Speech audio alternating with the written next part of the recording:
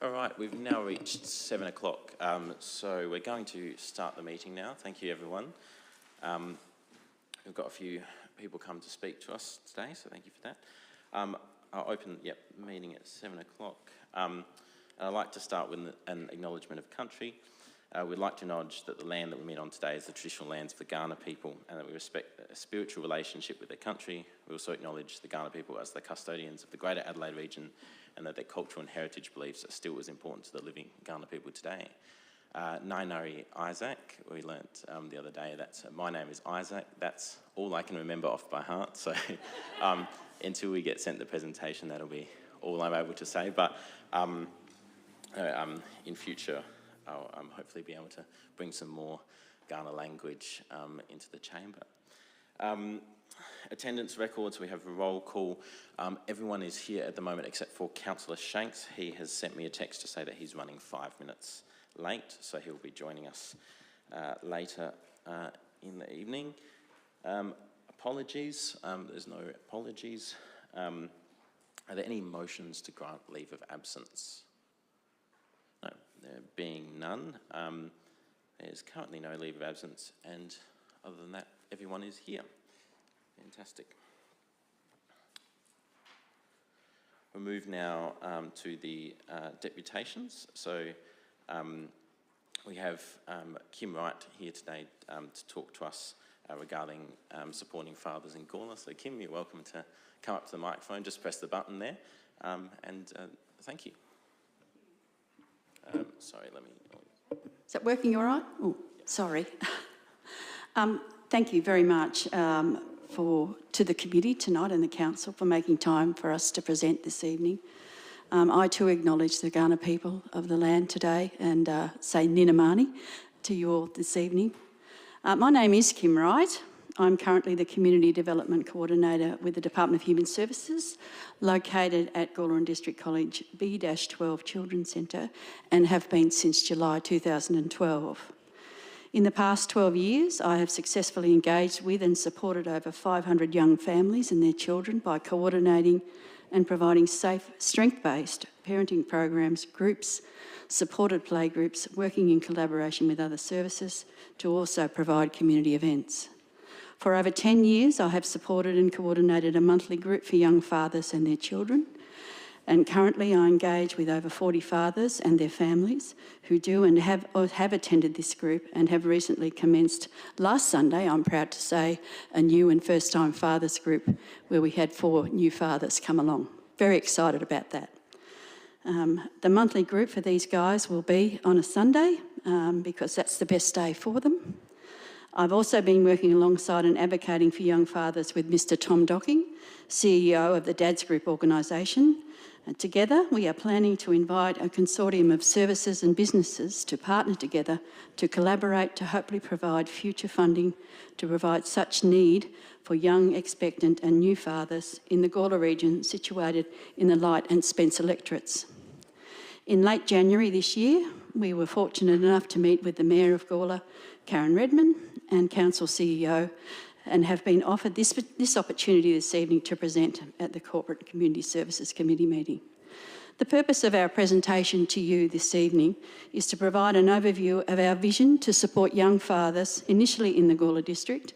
We recently met with our local state member, Tony Piccolo, the member for Light, whom is here supporting this presentation tonight, and I thank Tony very much so personally for being here tonight. I'm also pleased to say he chairs the Light's Men's Wellbeing Network, and he's doing some fabulous work there for dads and fathers. We will also be meeting with the federal member for Spence, Mr Matt Burnell, seeking his support and provide a comprehensive insight into the need for funding and resources to develop and establish the plans for Gawler and the surrounding communities in the outer northern district of Adelaide. The Dads Group organisation have been working with myself and other services in Northern Adelaide for 5 years. In partnership, we have run small community events such as the Man with a Pram Father's Day events. However, we now believe it's time to expand, and we're hoping to initially, and this is one of the reasons we're here this evening, to commence a new Dads Connect digital program, an online space where young dads can come together to support one another, share their experiences as fathers, whilst engaging with highly qualified fatherhood practitioners in a positive, inclusive and in educational classes and digital workshops. Our wider vision for the future is to develop and establish the provision of a vital early intervention support and services across all sectors, including programs in the ante and perinatal services in both our community and health services, along with the provision of a full-time fatherhood practitioner to work across the district by providing one-on-one support, plus face-to-face and online digital workshops for young fathers and local informal weekly run dads groups that would bring dads together in an informal context in a safe space. This would also allow the opportunity to provide and support for any fathers who may be experiencing depression and or isolation. The Dads Group organisation at its core is all about connecting, educating and supporting fathers and families. The way they do this is by establishing, growing and or facilitating dads groups. They define dads groups as dads meeting around the topic of fatherhood. Dads Group have demonstrated this model works in Queensland, New South Wales and Victoria, and is backed by a growing amount of evidence thanks to the researchers, including their partners in the Australian Fatherhood Research Consortium and the University of the Sunshine Coast. In 2024, future plans for the Gawler District is to develop the Dads Group Regional Impact Program. We are hoping to gather enough support to begin to establish services to implement the integrated model of care for young, expectant and new and first-time fathers from July this year. I know, we're really pushing the barrow. Together, we're really looking forward to developing and establishing sustainable positive outcomes for young fathers and their families in our communities, both now and in the future. I thank you for your valuable time. People often ask me, why do I do this? What do I do as a community development worker? I support isolated and vulnerable families in many ways as I possibly can. As you're more than aware, and I'm probably talking to the converted anyway, people are moving out this way because they can't afford to live anywhere else. Young families are coming out here in droves. In the last 15 months, I've been running a weekly new and first-time mothers group where I've had engagement with over 140 mothers in this last 15 months. So that says to me where there's 140 mothers, there's 140 fathers in the main. When children's centres were first established, it was our Premier then, Jay Weatherall's baby, to put out children's centres. And he also put out a report around engaging fathers in children's centres back in 2010, which was fantastic. And I applaud our government for what it's done in those centres, but not a lot has been done for fathers since. I'm, I guess, sad to say there hasn't been a men's health worker in our local hospital for a number of years, and I think that's really a travesty for all the men in our community. But there's a need for young fathers, that early intervention, being isolated just as much as new mums are as well.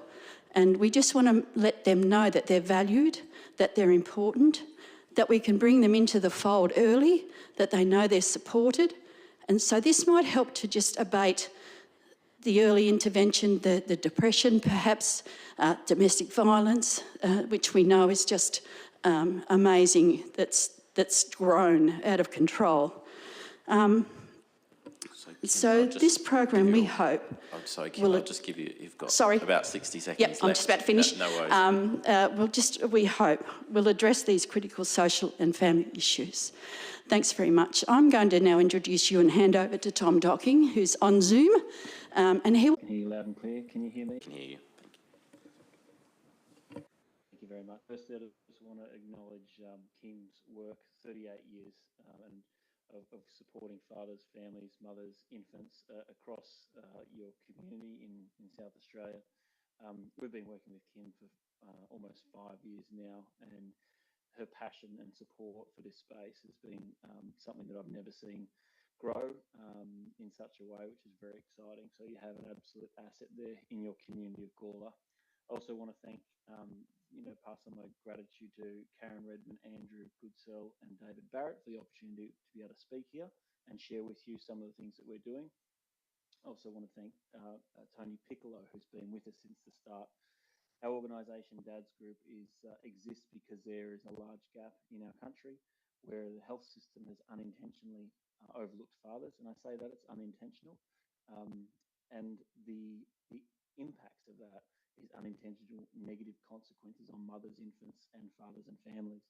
Some of those things you might be able to see for in your own experiences around how the maternal mental load is often quite high on the mother and less so on the father, and that's because we believe the system has unintentionally loaded mums up with the parenting elements of responsibility, whereas what Dad's Group does is work with maternal child health nurses and midwives to implement programs that will support new fathers and mothers in those early years. There's a curve that was written, that was drafted by James Heckman, and that talks about the early years and investing in the early years. Investing in fathers in the early years there is a significant amount of growing evidence behind why we should and the benefits for it. There are three key areas that we would like to reduce or prevent in the early intervention space. One is around domestic and family violence, which was touched on before by Kim. Another one is around social isolation, suicide, mental ill health that we're seeing at very, very high levels all across Australia, but also particularly in the Gawler region. And we're also looking at poor childhood development outcomes, which we believe all these things can be addressed in a different way and demonstrate that supporting families in those perinatal and early years can bring better outcomes for families. As Kim mentioned, I'm going to share with you briefly about why we're proposing what we're proposing. Firstly, it's part of a bigger vision to support fathers through the health service and the social services. We're seeking the town of Gawler to be able to support a small implementation of a digital program that will allow immediate support to new fathers and families in the region. We've designed this program to work with councils by championing the programs that are already existing and leveraging the existing investments in community and family spaces, such as the one that Kim's running, and champion local leaders such as Kim as well. The cost of the program is somewhere between $8,000 and $9,000. And during this time, as we build up a consortium of local and statewide supporters for the regional program, where we've got a plan that we've already activated, and we're starting to talk to various politicians, and we're seeking the Department of Premier and Cabinet to fund a $200,000 implementation in the hospitals in the Gawler and the Playford regions. So this can be seen as a small investment towards a bigger strategy. We'd like your support because it would demonstrate this is the strongest area of growth and sustainability for supporting fathers in South Australia. And we think that it should be continued off the many, many years of work that people such as Kim have done in this region. It's a very exciting opportunity to continue that and build sustainability for it. The thing about the program that we're proposing, the very small but highly impactful program, is essentially that it gives access immediately to mental health support for fathers and mothers. It also gives access to programs that are available outside of business hours, which we've found is particularly important to support fathers who are in that newborn baby stage and mothers who are in that newborn baby stage. Part of those programs include education and training around fatherhood, but also parenting programs such as Bringing Up Great Kids through the Australian Childhood Foundation and through other partners of our organisation. If there was one thing that I would like you all to be able to have got from this talk, it is that supporting fathers there's a lot of evidence around that to suggest that we'll be able to support our families in our communities better if we do a better job of supporting fathers.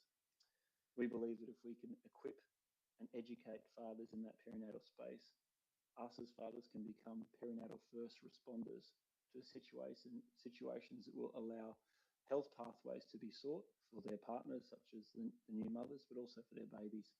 So building capability and capacity amongst dads is a real key way of changing family health outcomes for the future. We believe that we can have an intervention approach to the intergenerational disadvantage that people have just by simply going through the current system. And we would like your support to be able to continue this. We think the cost of this program is exceptionally low. We're only able to have it this low essentially because we're running it digitally across a number of other councils in Victoria and Queensland. And we would love to be able to show and demonstrate to you how this will not only empower fathers and support fathers, but also train local leaders and engage local leaders to run more programs like the one that Kim has been running and is seeking some support to sustain. There are evening workshops, there are daytime programs. The initial phase of this is a digital phase, but the larger phase that Kim was referring to was the integrated model of care, where we have a hospital, a community, and a digital program all working together so that fathers are met in the hospitals with their partners before the baby comes along. They are invited to digital programs and then face-to-face programs in community. That's a summary of what we do and how we do it, and we'd love to be able to share with you more information as we grow, and we really appreciate the opportunity to share this vision and this proposal to Council, and we hope we have your support. Thank you very much. Thank you, Tom. Are there any questions for, I'll go to Mayor Karen, Mayor Karen Redmond, sorry, Mayor Redmond, apologies. What's the financial cost, either Tom or Kim? Is it $9,000? Is it $9,000? It's $599 a month. It's somewhere between $8,000 and $9,000 plus GST. So I can get back to you with the 8,000. Sorry. So if you just press the button there, Kim. Yep. Yeah, the digital program is, the cost is around $599 per month. So over a 12-month period, it would be around the $8,000 mark. But that then covers all the programs that Tom was talking about. Is that, am I correct, Tom? I'm pretty sure that's right. Yeah, that's correct. Yep. Kim, Are there any other questions that I can help with locally? yes, Councillor Koch. Thanks. I'd just like to get more detail about the digital program. You talked about providing access to something. Is it just information, or is it a counsellor, or is it a one-on-one, or is it just a AI? Yeah. I'll let Tom answer that. So, thanks for the question. So we run sessions that will be on, there's 3 various sessions that dads can dial into, like a Zoom call, just like we're doing now, but they dial in with their infants or with their partners 3 times a week. There'll be during the day sessions and in the evening sessions. There'll also be access to a number of digital resources, educational resources, training and learning platforms we provide to the fathers. And there's also access to a partner organisation we partner with to provide a one free mental health counselling or psychologist appointment. After the first one is free, it then has a cost to it, but through our partnership with our organisation partner, we can provide immediate health support. Why is that important? It's because often fathers are in a situation where they are waiting for 3 to 6 months for a psychologist support or an appointment, whereas this gives access and immediate support to them, which has been really well utilised by the councils in the regions where we've implemented this program, with some really positive feedback from the fathers who've used that. Thank you. I'll just go to Councillor Hughes, and then we'll come back to Councillor Koch. Councillor Hughes. Just a question. Have you been engaging the Gawler Health Service at all? Because they do have a really huge community health service run from the health centre, and they do some really amazing outreach programs. There's also the Gawler Health Advisory Council and the Health Foundation, which actually fund scholarships and also programs as well. So just interested, because I think there might be some double up with what goes on up the hill with the health centre at Gawler, please. Thank you. Yes, we have been in touch with the Gawler Health Foundation. We're talking to the chairperson there as well. There's most likely no double up with respect to supporting fathers with the engagement approach that we've got, because this is definitely an innovative approach that we're doing. But yeah, definitely our intention is to collaborate, leverage existing investments in the family spaces, and we are talking to both the health service and the health foundation. Did you have something to add to that, Kim? Or yeah. I was just going to say the same. We've had a conversation and shared some information with Peter Harper with the foundation last week, and we're just waiting for Director of Nursing Sue Renshaw to come back from leave, and we'll be talking with her and explaining, I guess, our ideas and our vision for the hospital as well, if that's obviously a possibility. They do, and I agree with you, they do some fabulous work in the community. But I also know that fathers and men tend to sort of not take a back seat, but in my experience, working in a children's centre, most of our programs are female-centred and mother-centred. I'm very passionate, obviously, around supporting young fathers and their children and the whole family as a whole. So, thanks. Councillor Koch. Yeah, thanks.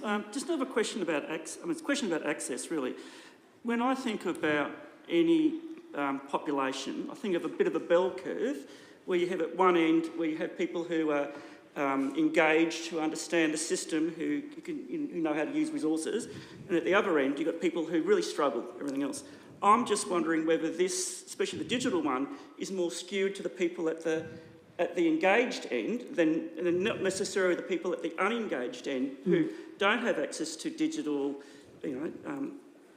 infrastructure, for example, and also somebody who may be involved. If there's family violence, I just wonder whether they're actually going to be engaged anyway. Of course. And I'm just wondering whether you're actually targeting people that probably would access services anyway. Most definitely. At that end of the at the end of the bell curve. Most definitely, and obviously the follow-on from these digital workshops as well is training up a local person in the community, whether that be a young father, or someone who would like to champion the groups. I'm also aware too that Anglicare Children's Connect services we're beginning to be working at the Children's Centre on a fortnightly basis with supervised access visits. And their feedback from me is that most of the families who have custody of their children are fathers. So we'll be connecting with those fathers who are struggling and those families who are struggling to engage with each other, but also too we work in the DV sector as well and working with vulnerable families as well. So the digital program is a way for us to start, and then we can connect more. I'll be providing, I do now, provide a monthly group for all fathers, any fathers with young children, aged 2 to 5, and I've just started a new group for young dads with new babies on a Sunday morning, once a month, and that's open to all families. There are, and I agree with you, there are those that might not be able to engage digitally, but I have found too that a lot of families do we share a lot of information on our Facebook pages with our groups. We have private Facebook pages for our families where those that are attending the programs are the only ones who actually go into the groups. So they trust who they're talking with and who they're sharing with. So, yep. Thank you. We'll take one last question because I'm aware we do have a big agenda, but we'll go to Councillor Shanks. Thank you, Chair. Just quickly, just in regards to the program being rolled out in other states, you did mention those testimonials that have those real life outcomes. I do notice the pack that's sitting on our desk. Yes. I'd love to be able to go through that a bit further and probably even catch up with your coffee as well, Kim, just to go through some things. But embarking on a journey where we put that in South Australia, I'd love to learn a little bit more because, being the councillor with a 2-year-old, yes. elected in 2018 with a 6-month-old, and now I've got a 6-year-old and a 2-year-old. I have a very strong family and friend network, but without that, yes. I can hand on heart say that it wouldn't have been possible to achieve what I achieved. My wife does a lot. Yes.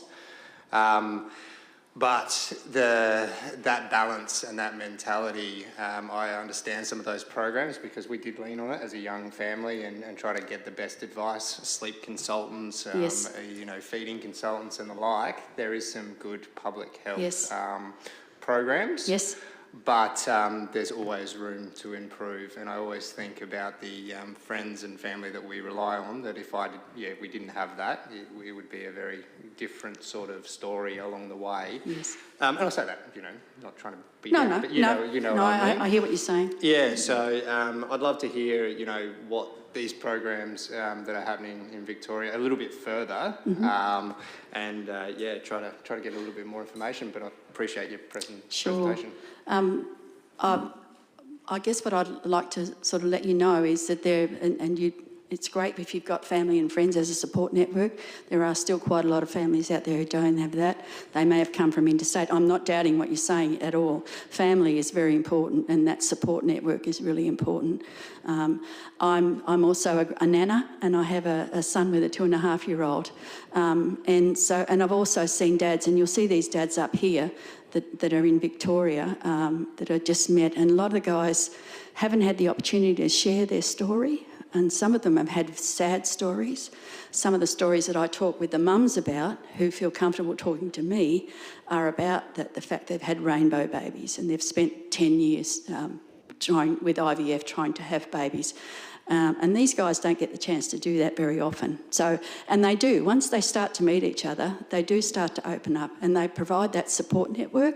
They build their social capital, and we find that's just really, really important because it's informal and the trust is built, and then they actually network outside of those groups as well, which is really great. I think if I could add to that, firstly, thank you for sharing your personal experience. I think that's where these programs are powerful, when people share their experience and have a space to do so. From our research and from other organisations' research, fathers are continually saying that the health sector and health services don't feel like they're geared towards them. They feel like a trailer on the experience, or an add-on or a plus one. That's why this program is helpful for fathers to have a space to share. That's acknowledged by the midwives, by the antenatal class representatives, and also by maternal child health experts who have been in the field for many, many, many years. And we're working here with, in this example, with the Stonnington City Council and the Marybeck City Council, Mildura, Mansfield, and also a number of other city councils, where we're working with them to engage their fathers in a more meaningful way. There are people that fall through the gaps, but at this stage, this program looks to supporting as many as we can, knowing that most are falling through the gaps, and also being able to provide a space either digitally or face-to-face where we can actually provide spaces that will reduce the likelihood of social isolation, build stronger communities, and as you mentioned in your story, some families who have good support don't realise how needed this is. A lot of the fathers who have come to dads groups are from culturally and linguistically diverse backgrounds. They have a lack of community here or a lack of family here to support them through that journey. And we see a lot of tragic family outcomes that we believe could have been prevented if there was better supports for those families. So there are families in your community and my community that just don't have the neighbourly connections that we might have had, or the family around, or the grandparents to support them. Running dads groups with grandfathers and fathers, and events that bring mothers together as well, because often we find some of the dads groups they've asked to run more family events because some of the mothers don't fit the mothers groups that are available for them, or they've come into the town at a different time where they've missed out on mothers groups. So it actually covers a large number of those needs in the community that otherwise just go unnoticed and unmet. Sorry, we'll go really, really quickly. We do appreciate you being here, but we do have a... Just like to say, in the packs, please, if there's any questions about any of the information you've read, please don't hesitate to contact me. My number is in there as well. And I'm happy to talk with anyone in the future. Please come to the Children's Centre. Come and visit us. It's a fabulous place. Thank you. Thanks, Tom. Thank you. Thank you for your time. coming out and speaking to us tonight. So really, thank you for coming and presenting. I'm sure. Just going to preface quickly that we do have a briefing note here which has gone around to everyone. We'll deal with that. If anyone has any questions, we'll deal with that at the end of the meeting in questions without notice. If there's a motion that comes from that, then we'll discuss that at that point, but it will be dealt with at the end of the meeting. On to item 4, declarations of interest. Are there any declarations of interest for tonight? Councillor White. Thanks, Chair. I've got a general conflict with 7.2 and a material with 7.3, and I'll explain them when we get to those items. General in 7.2 and sorry, the material in 7.3. Fantastic. Are there any other conflicts which need to be noted? Thank you. We'll move on then to the confirmation of minutes. So we've got the minutes from the 14th of November 2023 CCS meeting there. Is someone happy to move those? Deputy Mayor Davies is happy to move. Don't want to speak. Seconder for those? Councillor Lorna. Anyone speaking? No. All those in favour? That's unanimously carried. Thank you. Is there any business arising from the minutes? No. Fantastic. In that case, we'll move on to decision reports. So 7.1 is the first one, is the appointment of a deputy presiding member. Would anyone like to nominate for deputy presiding member? We have one nomination from Councillor Hennessy. Are there any other nominations? If there being none, in that case, is someone happy to move the motion which reads, where the space is Councillor Hennessy? Mayor Redmond's happy to move that way, and Councillor Hughes I saw first, I think. So he's Councillor Hughes seconding. Would anyone like to speak to the motion? No. In that case, all those in favour? Unanimously carried. On to item 7.2, Christmas in Gawler. This one, do we have a presentation for Andrew? Yeah. Or is there a presentation? No, there's no presentation. No, that's fine. So we have an officer's recommendation for Chris. 7.2. Yes, sorry, Councillor White, over to you. That's okay. No, I just have a general conflict because I have worked with the Apex Club before, but in a volunteer capacity. So that was as the MC at their Christmas carol. So I will stay in the chamber and vote in the best interests of the broader community. Yep, no worries. So how would we like to proceed? I'll go to Councillor Hennessy. Thank you, Chair. I've sent through an alternative wording to the second part of this recommendation. I don't know whether that constitutes an amendment or it needs to be a separate recommendation. I'll take advice on that. I've sent it through to governance and to my fellow elected members. Just about 5 minutes ago. If you're moving that way, then it will be a variation. So it will be a variation. So I need to let the first one go through. Is that the? So we'll just put that. We'll get that put up on the screen then. Yeah. So.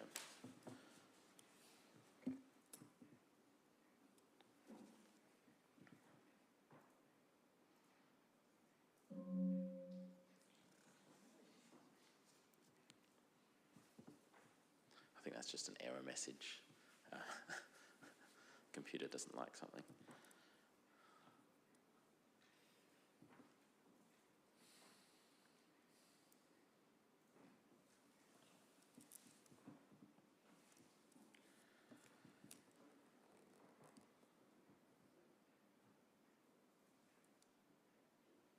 So, Councillor Hennessy, for Sarah's reference, is that just amending part of the original recommendation, and then the rest of the recommendation is as follows? It's actually exactly the first point, but the second is a different variation. And so you would like to read 3 and 4 are still the same as? No, there was no 3 and 4. There No, was there's only no 1 3 and and 4. 2. Apologies. Let me just find.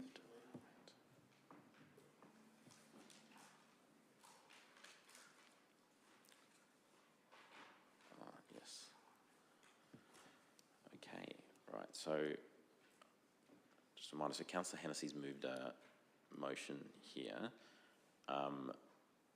If that, yeah, and I will go to a second. If this motion fails, then there's potential to move the original, etc. But I'll allow Councillor Hennessy to, speak to the motion first, and then I'll seek a seconder.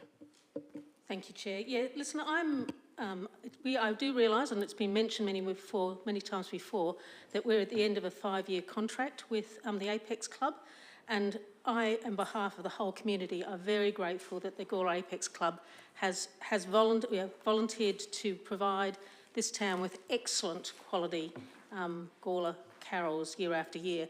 But I'm disappointed that at the end of the 5 years we weren't given the opportunity, given the many discussions we've had about how we're going to deal with this budget and the next couple of budgets in terms of pulling ourselves back into our long-term financial plan. It seems to me the end of a contract negotiation is exactly the time that you start to look at what it is in terms of service levels that you wish to provide. And I think that would have been a good discussion to have. Instead, tonight we learn that this has been just rolled over and presented back to the Apex Group, who've agreed to continue to supply what we ask at a slightly increased budget. Therefore, I'm not happy and not comfortable to accept the second part of the recommendation. What I'm looking for is the chance for the Mayor and the Deputy Mayor to sit down with the Apex Club and staff and look at some alternatives.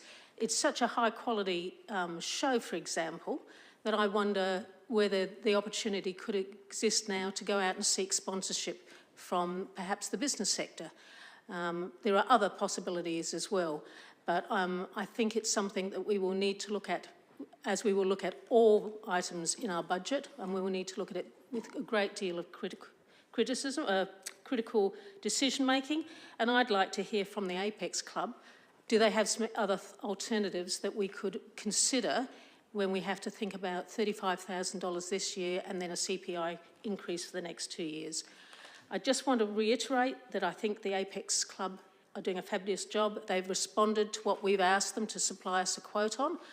I just would like to consider some alternatives about what it is we and the community at this point in our economic cycle really wants to pay for. Thank you. Thank you, Councillor Hennessy. Is there a seconder for the motion? Councillor White. Thanks, Chair. Thanks, Councillor Hennessy. Firstly, I just want to acknowledge the Apex Club and Leon and Bronte that are here tonight. I just want to thank you and the Apex Club for work with the Christmas Carols at its fantastic community event. The reason I'm seconding this motion is very much sort of agreeing with Councillor Hennessy's sentiment, and it is in no way against the Apex Club. It's just, as a councillor at the moment, I do not feel I have enough information leading to vote to include the $35,000 in the activation budget. I do agree that yourselves and the Apex Club do an incredible job, but I would really like to sit down and be part of those discussions and go, okay, what exactly do you need that could be different, or what other opportunities along with the town of Gawler is there opportunity to come to the table and create an even better Carols event?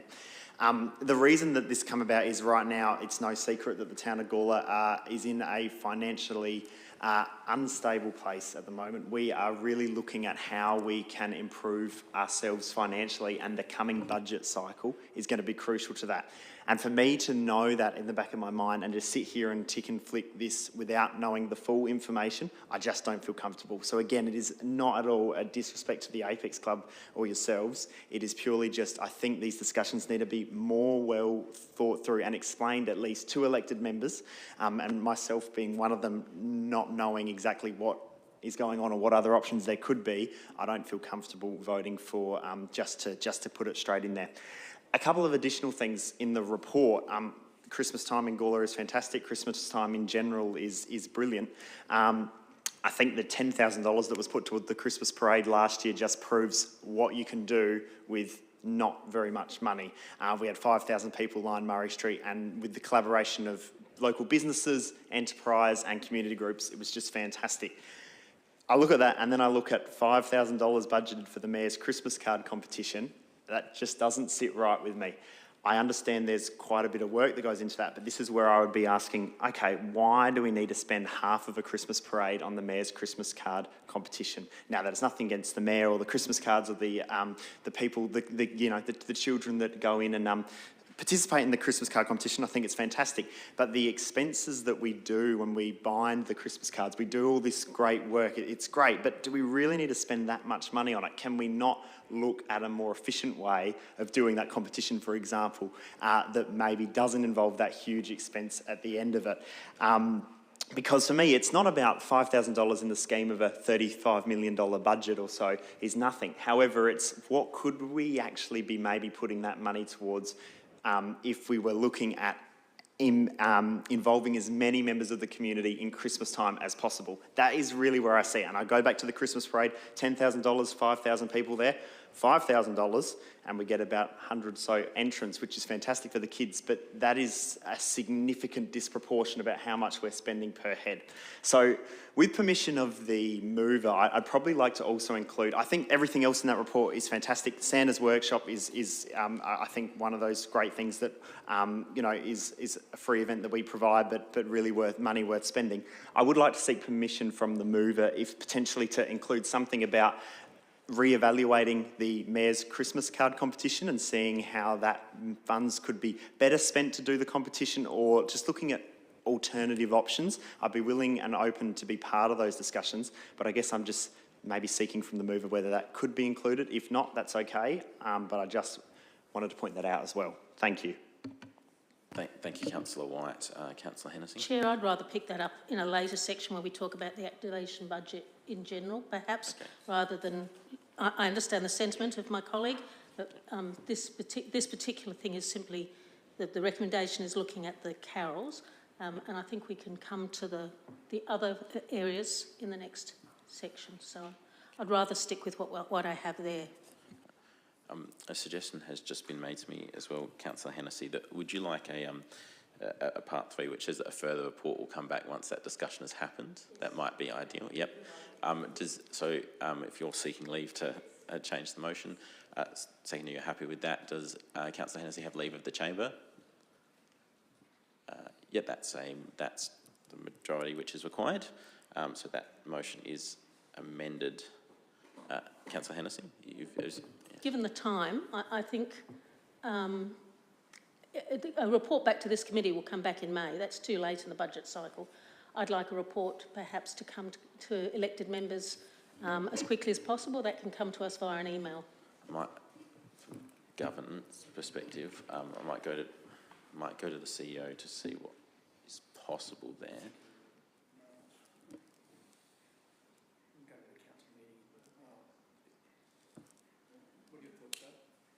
I'll go to David Barrett. Through the Chair, whilst we can share information via an email can't constitute a decision making. So if we want to put dollars against carols, it needs to come back to committee for recommendation to council or council itself. In my opinion, May Corporate and Community Services Committee isn't too late. The budget won't be adopted till the end of June, so there is still time, and it can be factored in as part of the consultation process. We could do a report through to the April council meeting in line with the budget reporting that is seeking endorsement to go to consultation. That is achievable as well, but a straight email is not appropriate in this matter, so we can look to April council or May CCS. It's up to the chamber.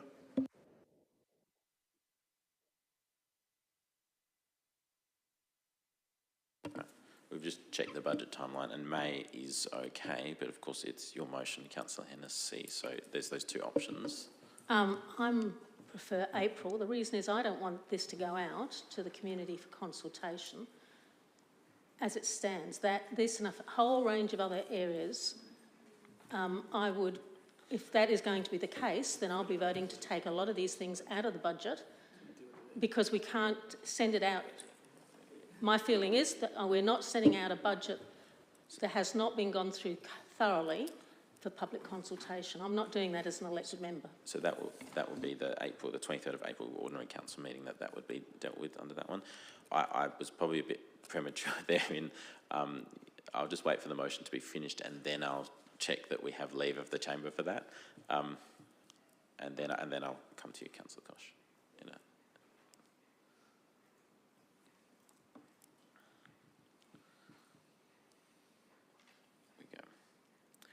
So that's the new final motion on the screen. So does Councillor Hennessy have leave of the chamber to have that motion? Can I have a show of hands, please, for leave? Yep. Thanks. And that was seconded by Councillor White as well.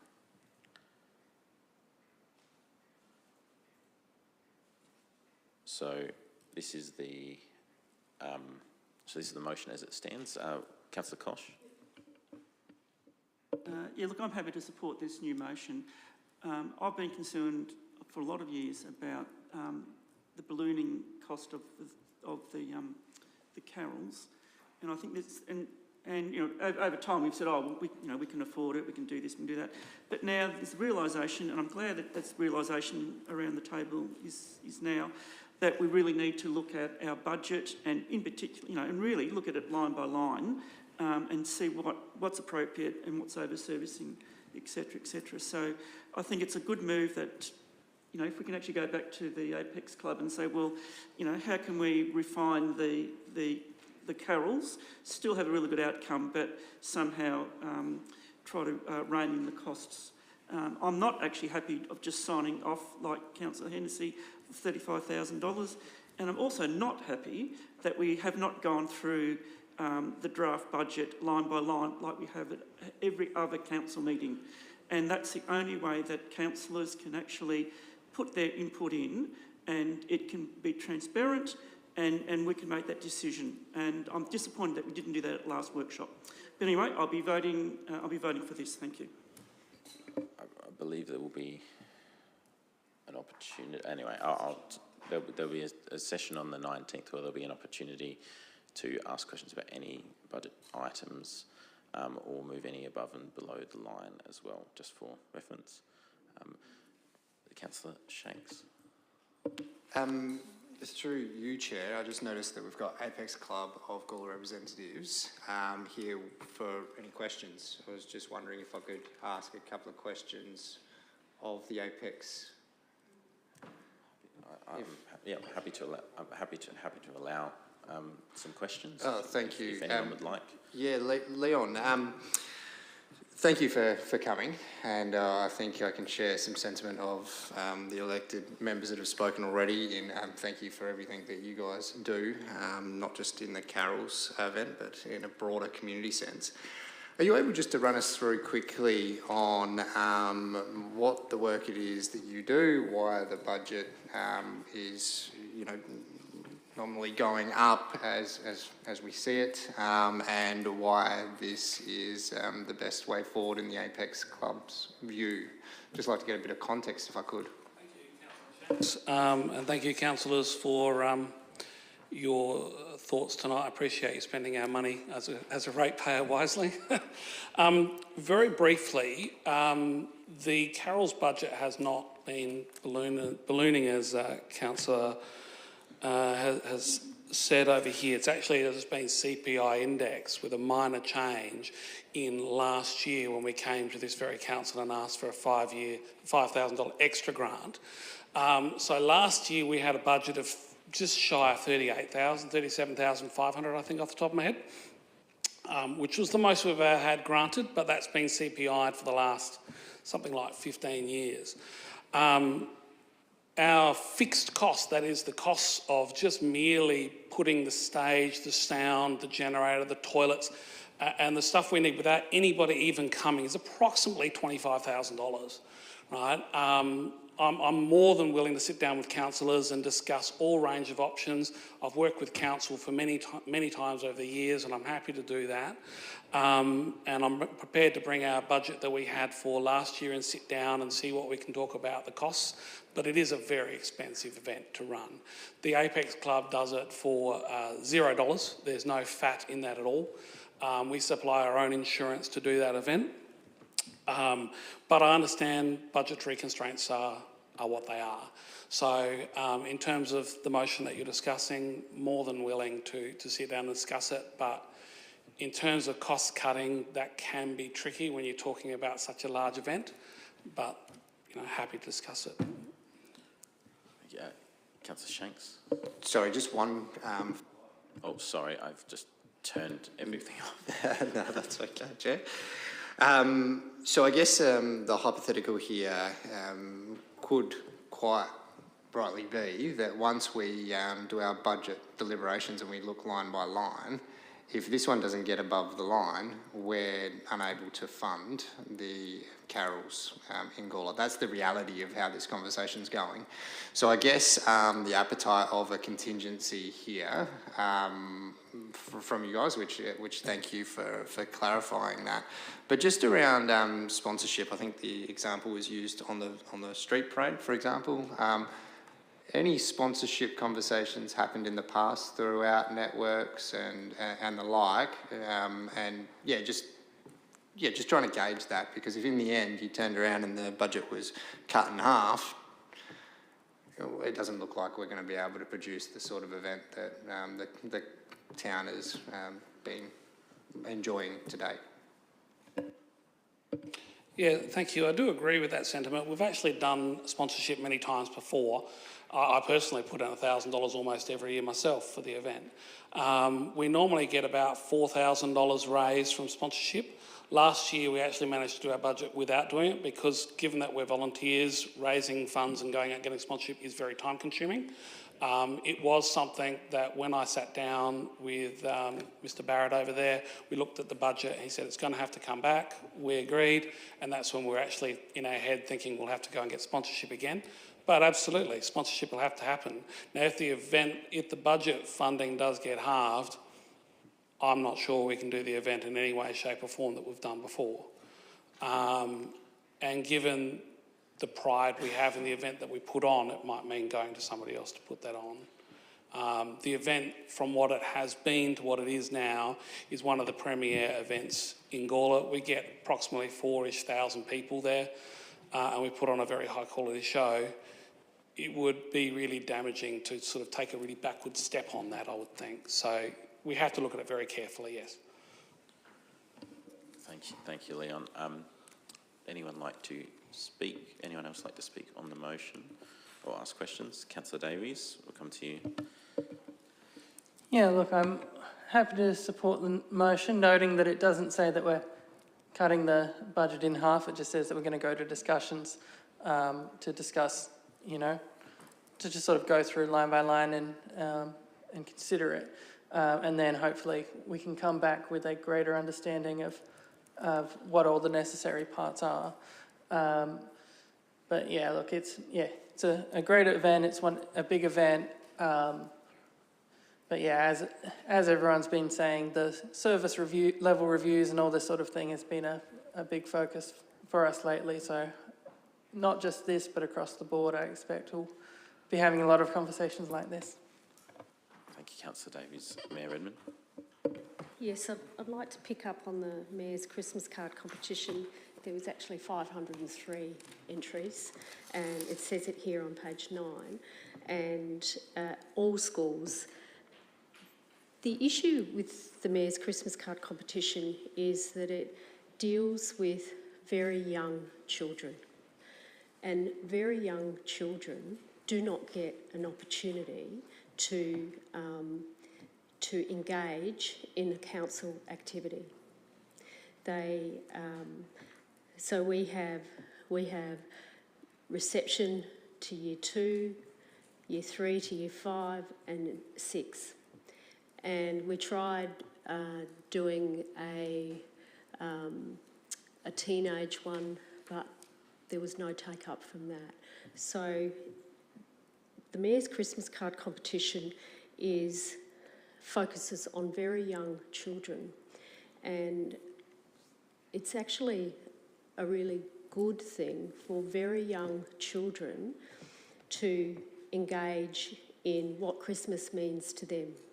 So we put out what Christmas means to them, and we get a whole range of different opportunities. It's not just a religious, it's actually quite bipartisan, and it's for very young children, and they do not get a chance to engage with council. And I think that the Mayor's Christmas card competition is every year, all schools are given the opportunity, and they love it. They absolutely love it. I think it would be a real shame if we didn't. It's only $5,000.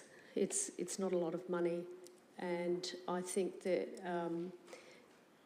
it would be a real shame if you put a barrier up for very young children, and young children engage with council, and they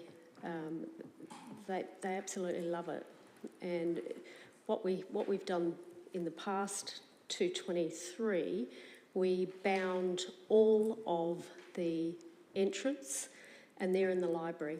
So every single child can go into the library and find their entry. And I think that's actually a really, really good thing. So, it puts a barrier up for very young children, and I think that would be a shame if we got rid of it. Thank you. Thank you, Mayor Edmund. Councillor Shanks. Thank you, Chair. Some good conversation had. It is a balancing act. As elected members, we do have the budget that we're custodians of each year.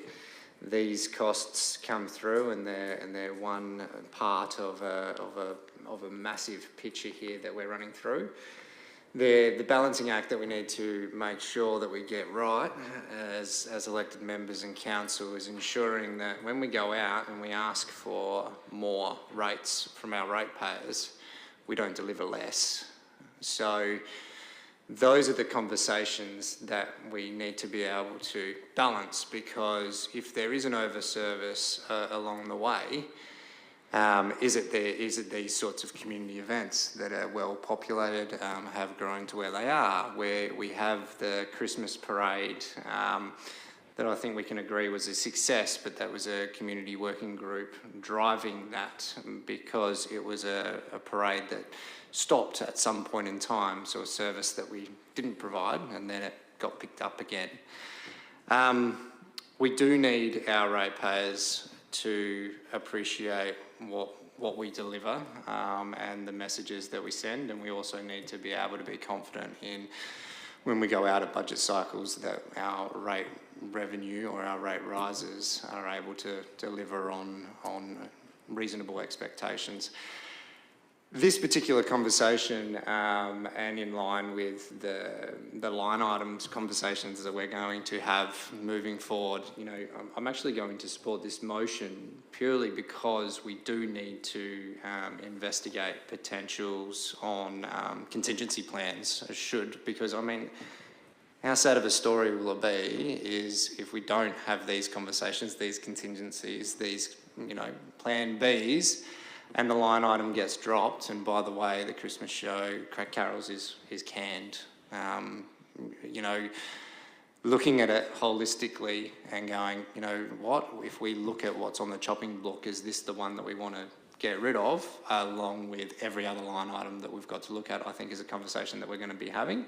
And in the meantime, having the conversation that I believe Councillor Hennessy is trying to push for, at the same time, to be able to show that we are looking and exhausting every opportunity should the opportunities arise. the Christmas parade coming online and that Villawood sponsorship, I think we can all agree, does show a slightly different model. Whether or not that works for the carols is something we do need to talk about, and acknowledging the great work the Apex do, and sending them out on their own, trying to look for sponsorship and raising $4,000 isn't solving the problem that I think we're looking at here as a holistic budget thing. But, you know, again, trying this out and let's talk this through, and then when we get to the budget line items, we do need to look at it as a whole, because tonight I'm listening to a debate in what could be sacrificial, and that's our job. But if we do compare it to other things, is this the one we put on the chopping block? Because this is the only cost we're talking about tonight, instead of looking at the $39 million that we're responsible for as elected members. Thank you, Councillor Shanks. Is there anyone else who would like to speak on the item? I'll go to Councillor Samwell. Thank you, Mr Chairman. I haven't heard anybody say yet that we can't afford it. We're not talking about how good the event was. The Apex Club invented the best event for many, many years. In 1974, myself, along with the Apex Club, started up the Street Festival. Then all of a sudden time went on and the rules got so hard. I mean, look at the rules here. Just to shut Walker Place, $1,750, and we own it. The rules have made all this happen, and our bin of money's empty. And as Leon said before, he's a ratepayer. So am I. So are we all. We don't want to pay extra rates. As Councillor Shanks said, we're $9 million down. We've got to start somewhere. Go to page 33 and see what else we've got to talk about tonight. And I think this is a thing we've got to be honest. The other part about it is that the carols didn't happen last year. How many of you people in this room said, wasn't it sad that the carols didn't happen this year? Because not one person, I asked my wife tonight, did anybody say to you they really missed the carols this year? And that's the sad part about it. We have a community club that has developed, like I say, the best event in the community. We've got the Show Society, don't look at that page, and so forth. All of the areas that work hard to promote Gawler and their businesses. Like Mayor Karen says about the carols, about the Christmas cards. It's fantastic. At the end of the day, someone's got to pay. And at the moment, we've got to do something pretty drastic about the fact that I don't want to pay more rates next year, neither does Leon. And I think we've got to be really honest. The community should know all about this. And as I've said, communication is a non-event with this council. They don't know how to communicate. The amount of phone calls I've had about the hole up here in the visitor centre car park. What's going on? Have they found another body? You know, like, can't we put a sign there? Sadly, the contractor's dug up a gas main or something. We don't really communicate properly, and we don't want the Apex, the Rotary, or whoever else to go away and not come back and do any more in this town, because they've proven themselves. But we haven't got any money in the bin, and we've got to be realistic. Yes, no, thank you, Councillor Samble, and I hope that is communicated, and I think it's, actually I'm not going to speak for the Chamber, but I think there is some sentiment in the room that does say that, you know, it's not about getting rid of or saying that a good job is not being done. It's about having a look at what might be able to help offset costs of this. I'll go back to Councillor. If there's no one else would like to speak, I'll go back to Councillor Hennessy.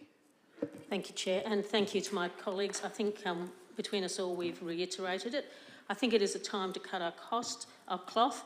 And again, if this service sponsorship agreement had come to Council for us to look at before it was offered to the Apex, I think we would have had that opportunity. So instead of the current event details, we might have had a chance to think about and decide what could be perhaps trimmed there. It's not too late. We can certainly go to the Apex and talk to them and see what can be created. But I do notice that we've got a couple of other sponsorship agreements coming up in the next couple of years, including the one, Councillor Samble, with the Gawler Show, and I expect to be able to have a look at that before it's taken back to the Gawler Show Committee for renewal. We won't get into this situation again. Thank you very much, and I hope you support the motion. Thank you. So that debate has closed. So all those in favour? All those against? That is carried. Thank you, Leon and Bonte, for coming on tonight, and also thank you for agreeing to sit down and go over that. That's not an easy thing, so thank you for being so willing to do that and help us to consider that.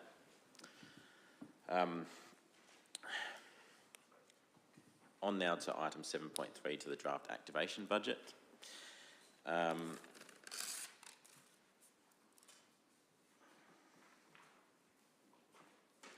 So we have, I'll go to Councillor White. Thanks, Chair. I did send through earlier two alternative motions that split up this point.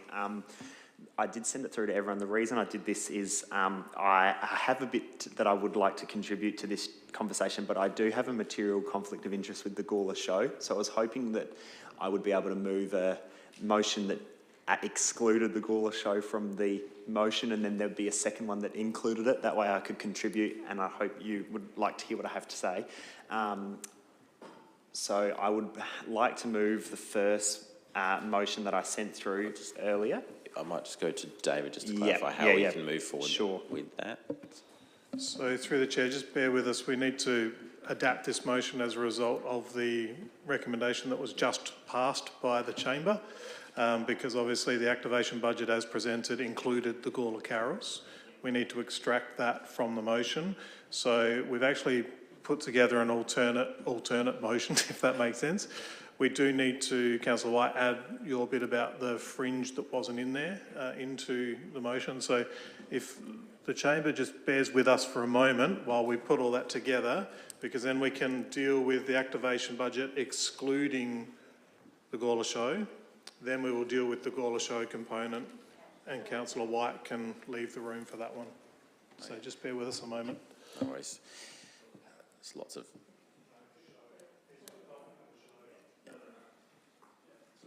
That's right. Well, so we'll just, so bear with us as we do that. Lots of changing, but that's what committees are for, isn't it? So we might have a break. We might have a 5 minutes. Should be a quarter. We'll come back at 1:15.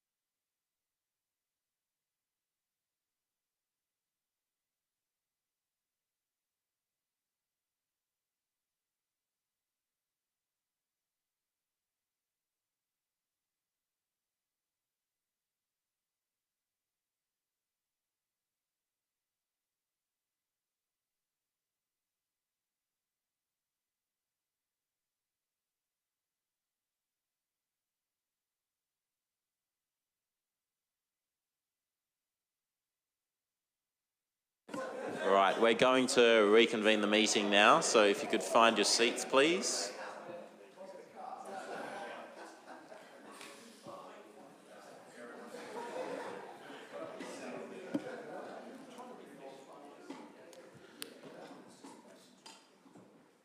Who are we missing? No, we've got everyone.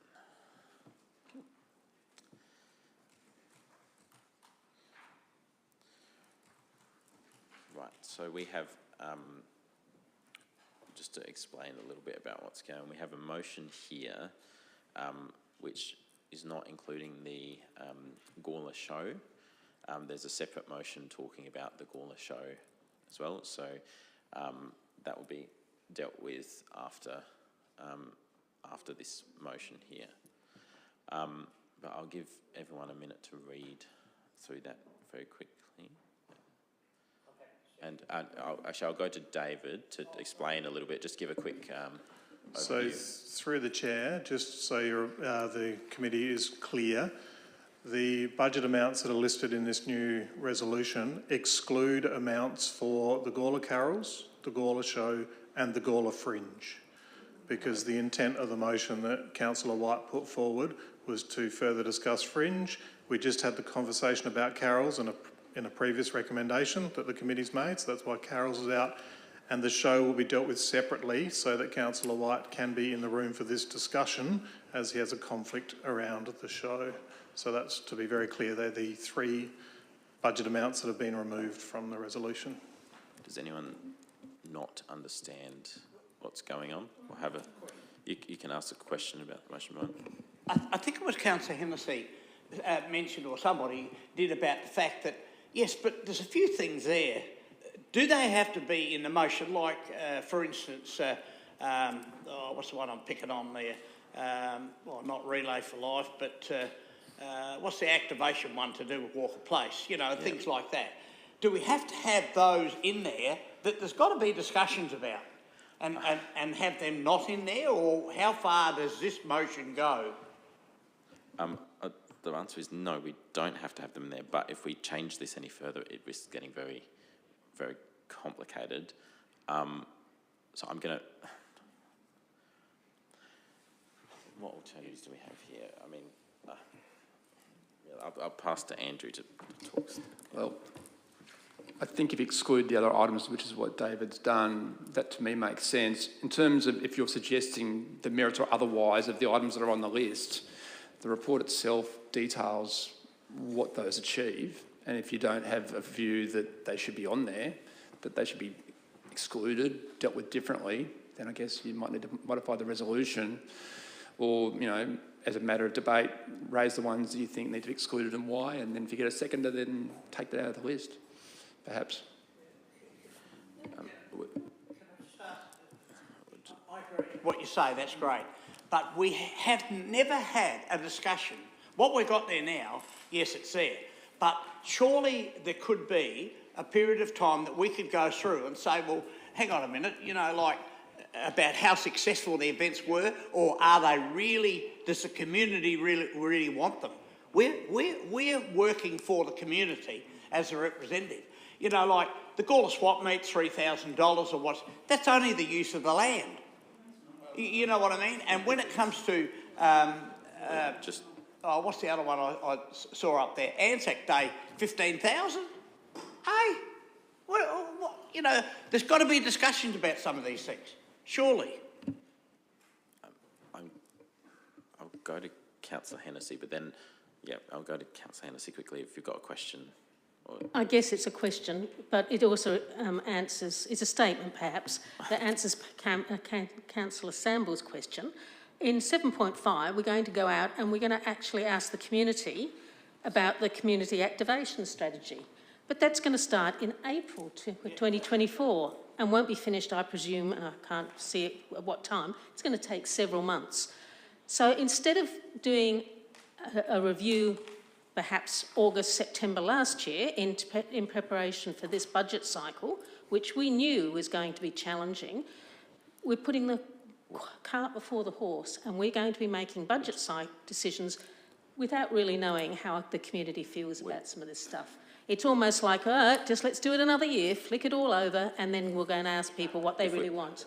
That's not how the budget should work. Okay, I'm just going to seek some final advice on how we proceed with this, and then we're going to go to the motion, because I think we've talked about that. David, do you have anything to add to that? Or yeah.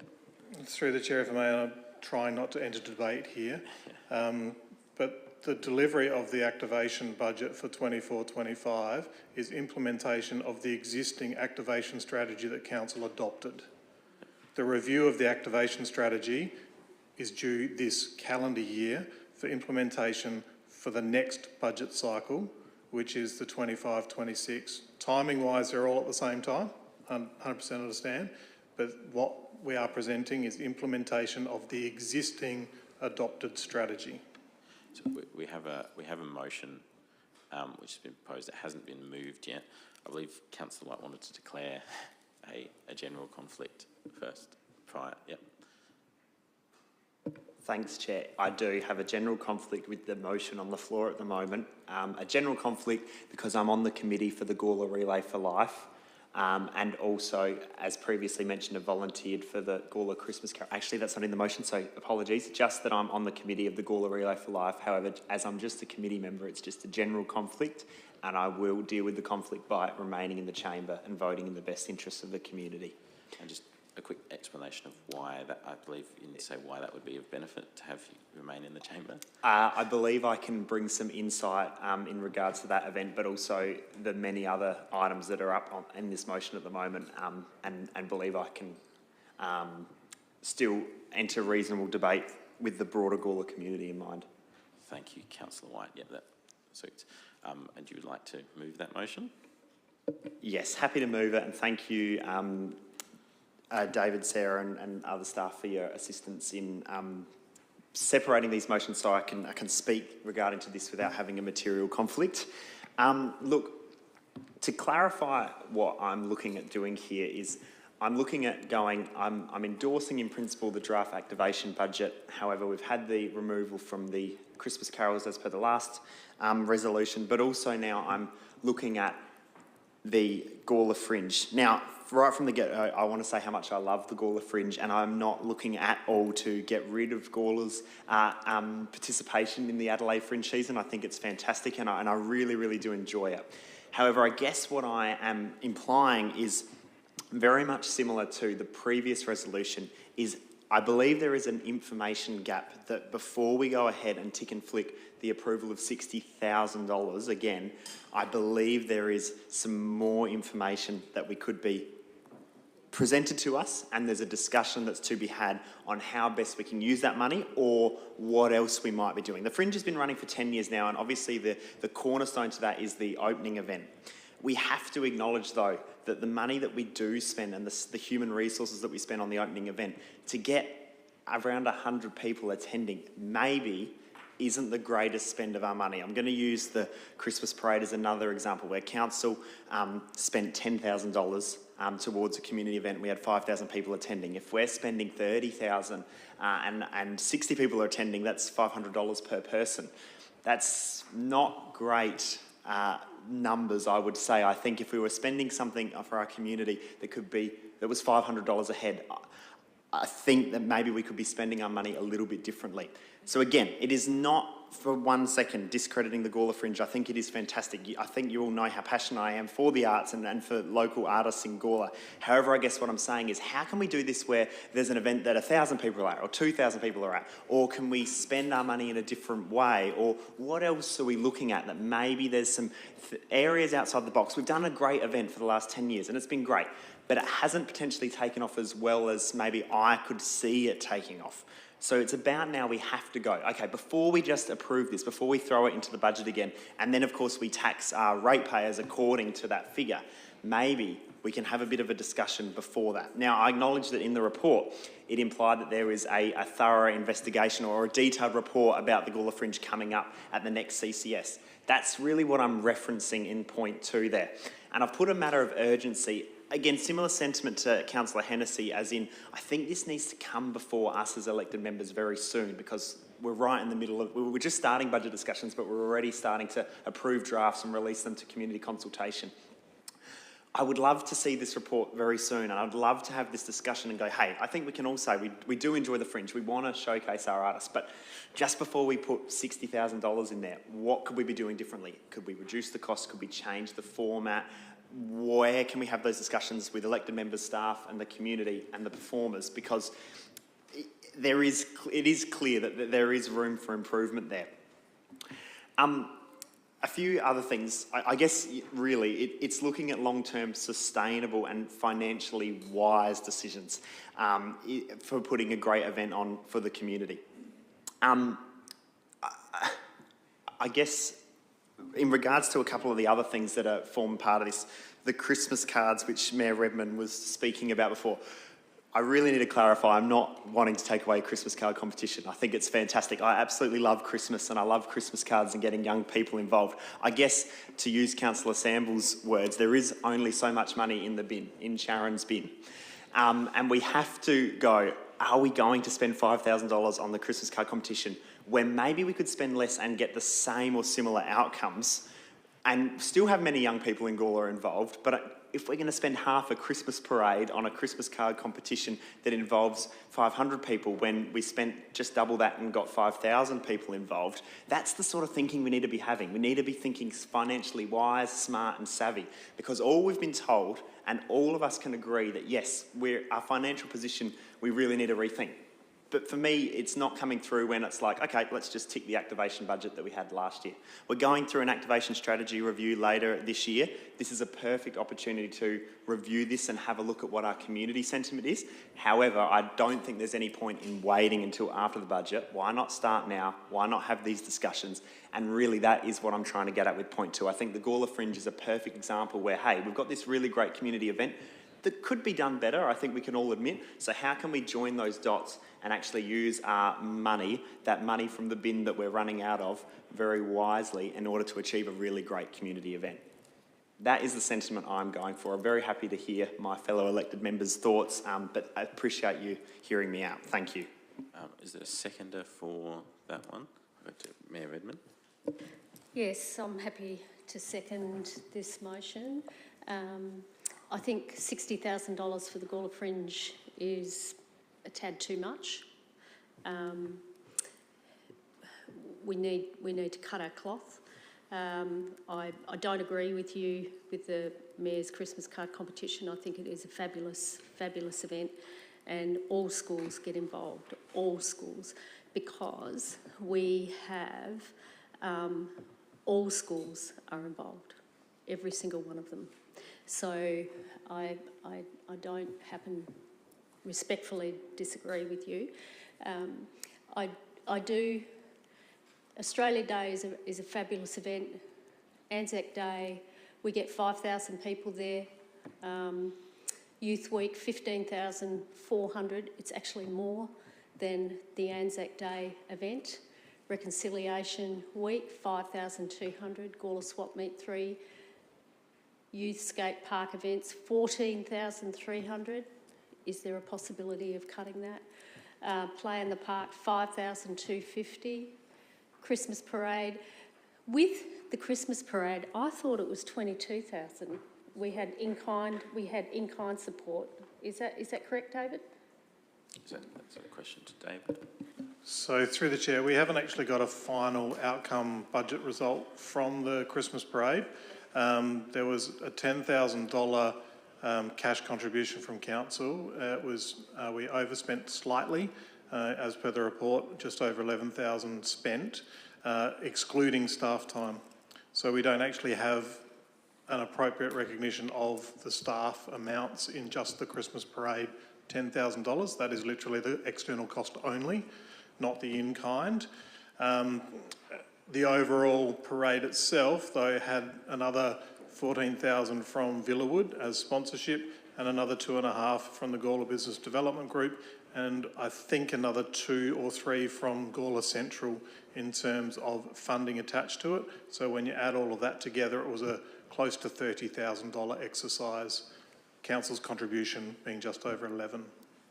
So just to clarify, Dave, so that was for the contribution is in the staff time contribution is in all of the items except for the Christmas parade? Yeah, okay. Yes, Edmund, yeah. So we don't know what in-kind support we provided the parade. Is it true that it was a $100,000 event? Is that correct?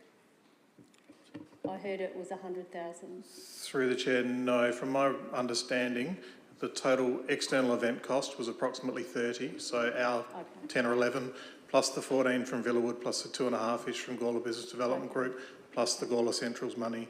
That excludes any in-kind support, such as community people volunteering and staff in-kind support. That's cash only. That's cash only. Yep. So we don't know what in-kind support We don't know what in-kind support is yet, no. Okay. Okay. So I'm happy to support this. I'm keen to get a Gawler Fringe Review report, and that will come forward as a matter of urgency. And yeah, I'm happy to second it. Thank you, Mayor Redman. Councillor Kosh. Make a comment, I suppose. I was going to ask exactly the same question about the parade. I am concerned that it actually costs $30,000 to put on that parade. If Villawood, for example, pulls out, I hope people aren't going to come to council and say you've got to put another 14,000 in, because that's what it looks like to me. That you get something like this that's sort of very successful, and then the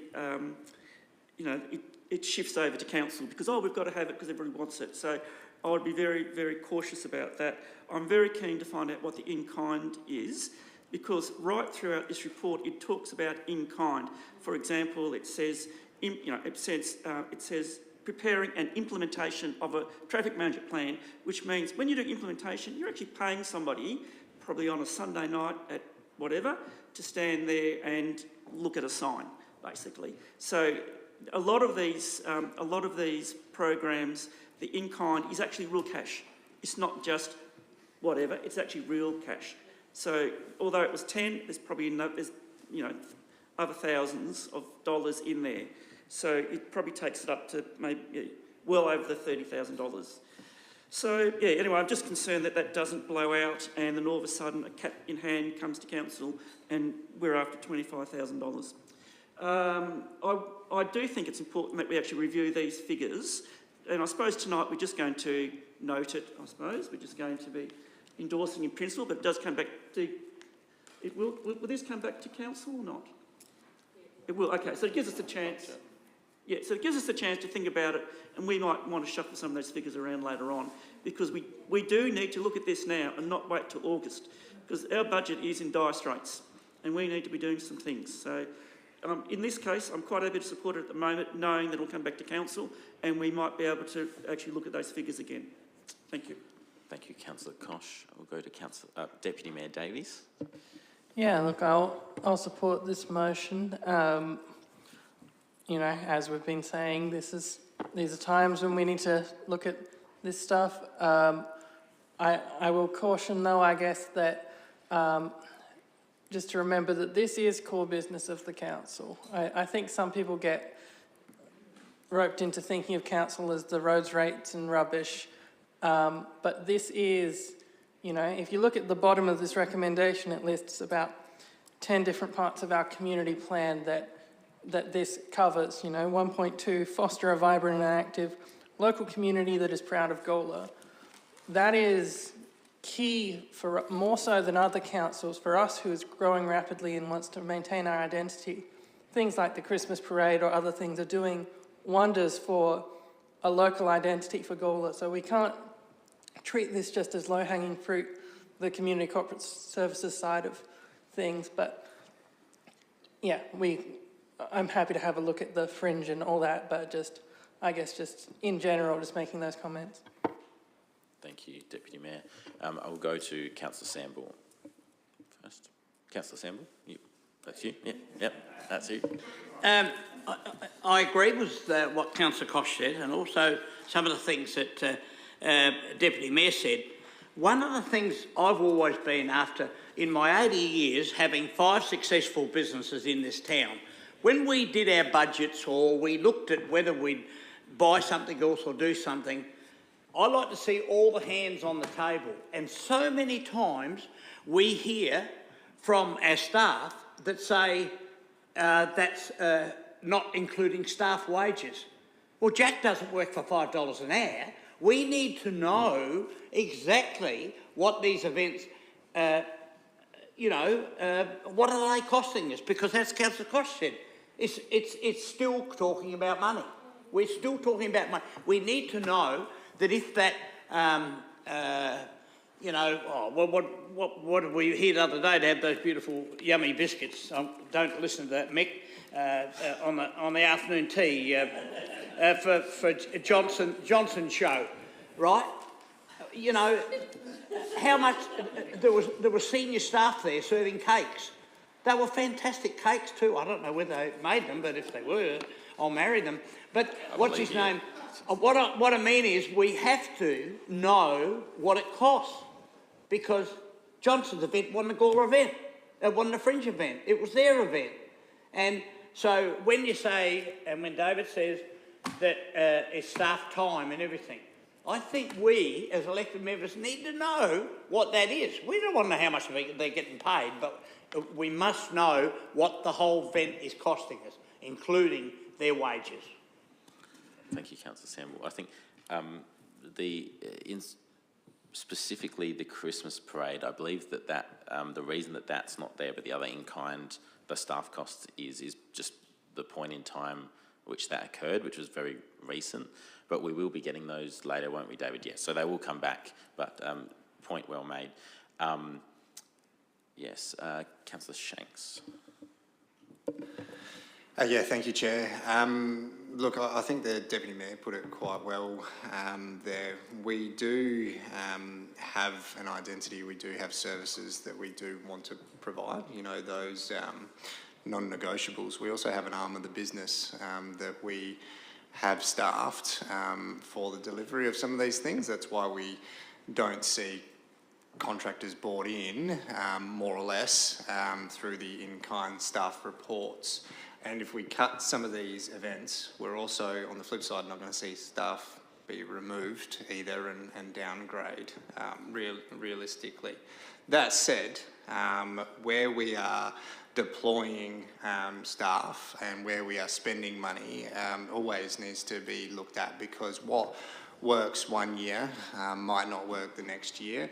And that constant quality improvement and re-looking at a better way to do things. If I put to this chamber right now, you have to choose between the Gawler Fringe and you have to choose between that and the Christmas carols, and that was the question put. On how that would be answered is a question that we do need to think about very seriously, because it's not just about the Fringe and the Christmas carols. Yes, they're two big expenditures on two major events, but again, we're talking about our identity, our position in this space and those community outcomes, that when we want to go out and ask our ratepayers for more money, those are the good news stories that we can spruik. It becomes a negative good news story if the expenditure is a bit more ambiguous, a bit harder to explain and the like. These reports are a part of us being able to communicate that in the greater community, but looking at it as an overall holistic thing again. I like some of the sentiment that Councillor White is putting forward, because, you know, it's the right questions. If we're going to spend this amount of money, how many heads are we capturing? What's the social benefit? You know, what's the uptake? What's the bang for buck?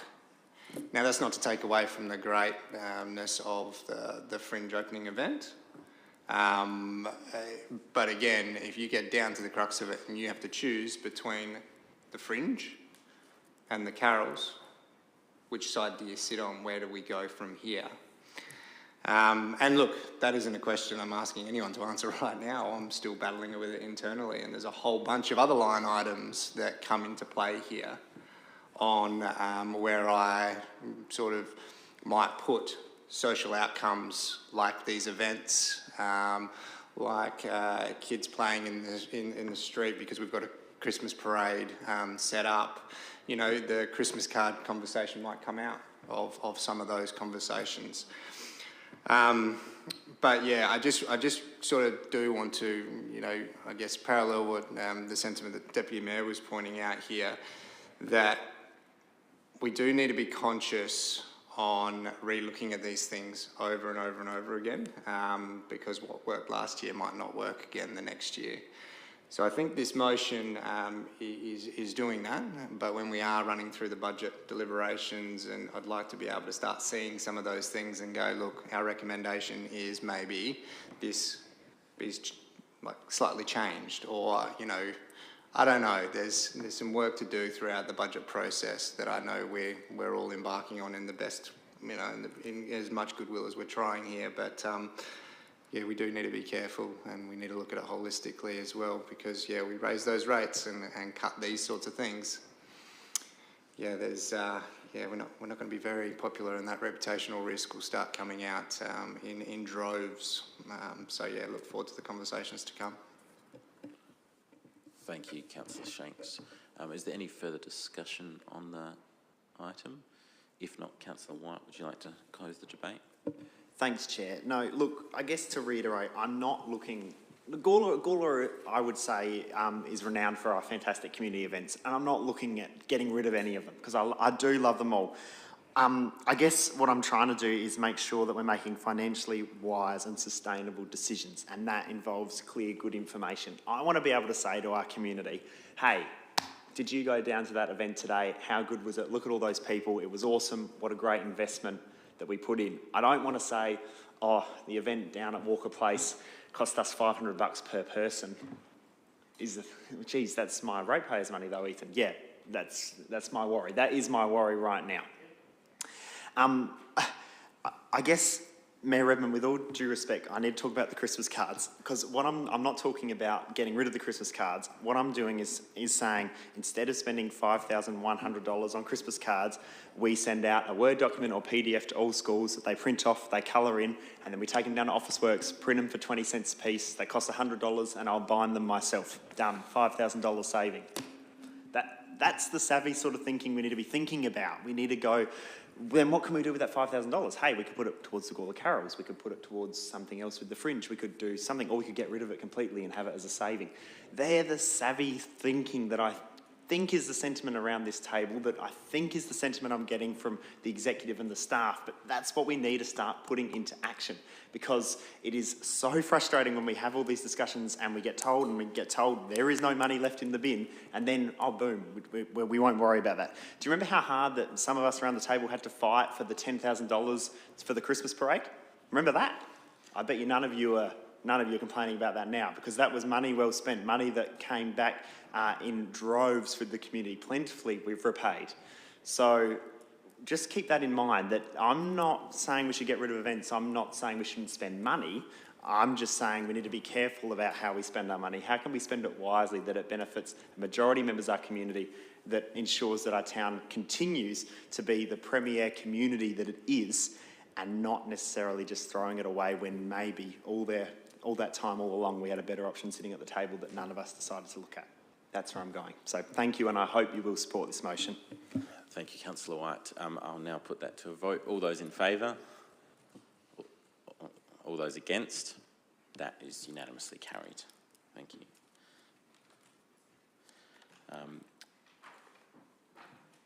So we have the second part of this motion here. Councillor White, you...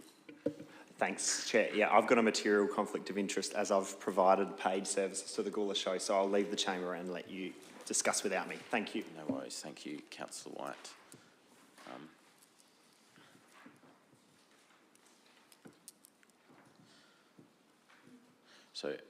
As mentioned previously, this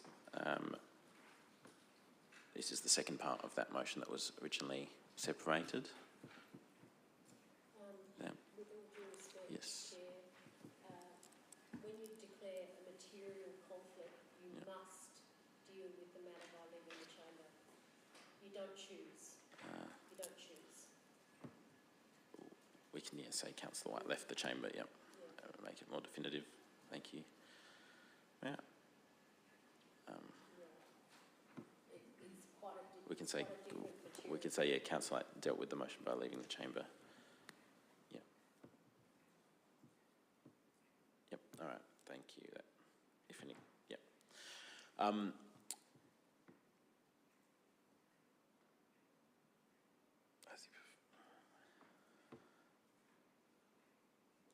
Yeah, we can say if we could say Councillor White dealt with the material conflict by leaving the chamber, so it's just clear in there. Thank you.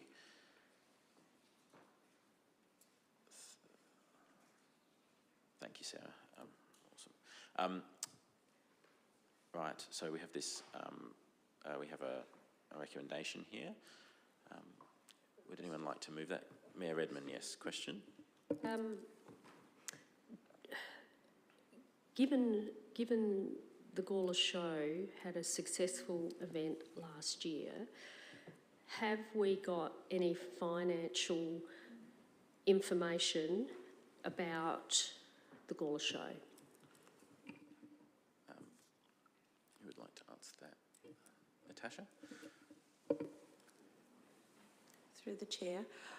We do receive a report after the show. It doesn't specifically list financial information though.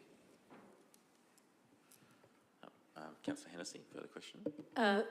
If I may add through you, the AGM of the Gawler Show is tomorrow night, and for the first time they have put out a fairly extensive annual report, which includes a fairly thorough financial report as well, so it is in the public space. Perhaps...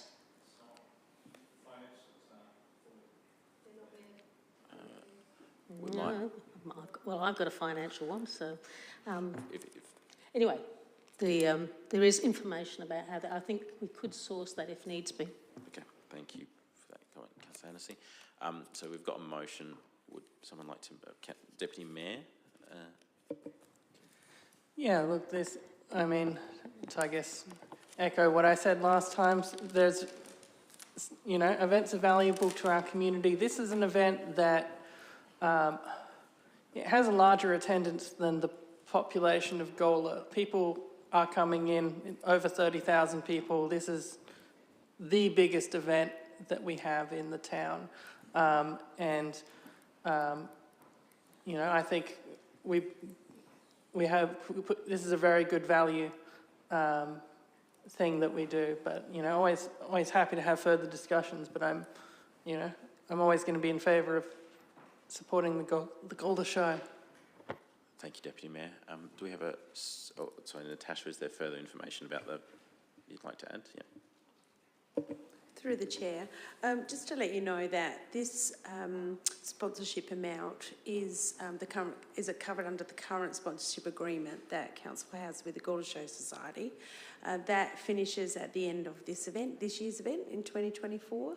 So there will be discussions, and they've already commenced, and there will be negotiations, and reports will be presented back to Council so that we can go through the process of reviewing that sponsorship agreement. Thank you, Natasha. I'm going to go to Councillor Hughes, and then we'll come to Councillor Hennessy. I'd like the council... Are you seconding the motion, Councillor Hughes? I'll second the motion. Seconding the motion.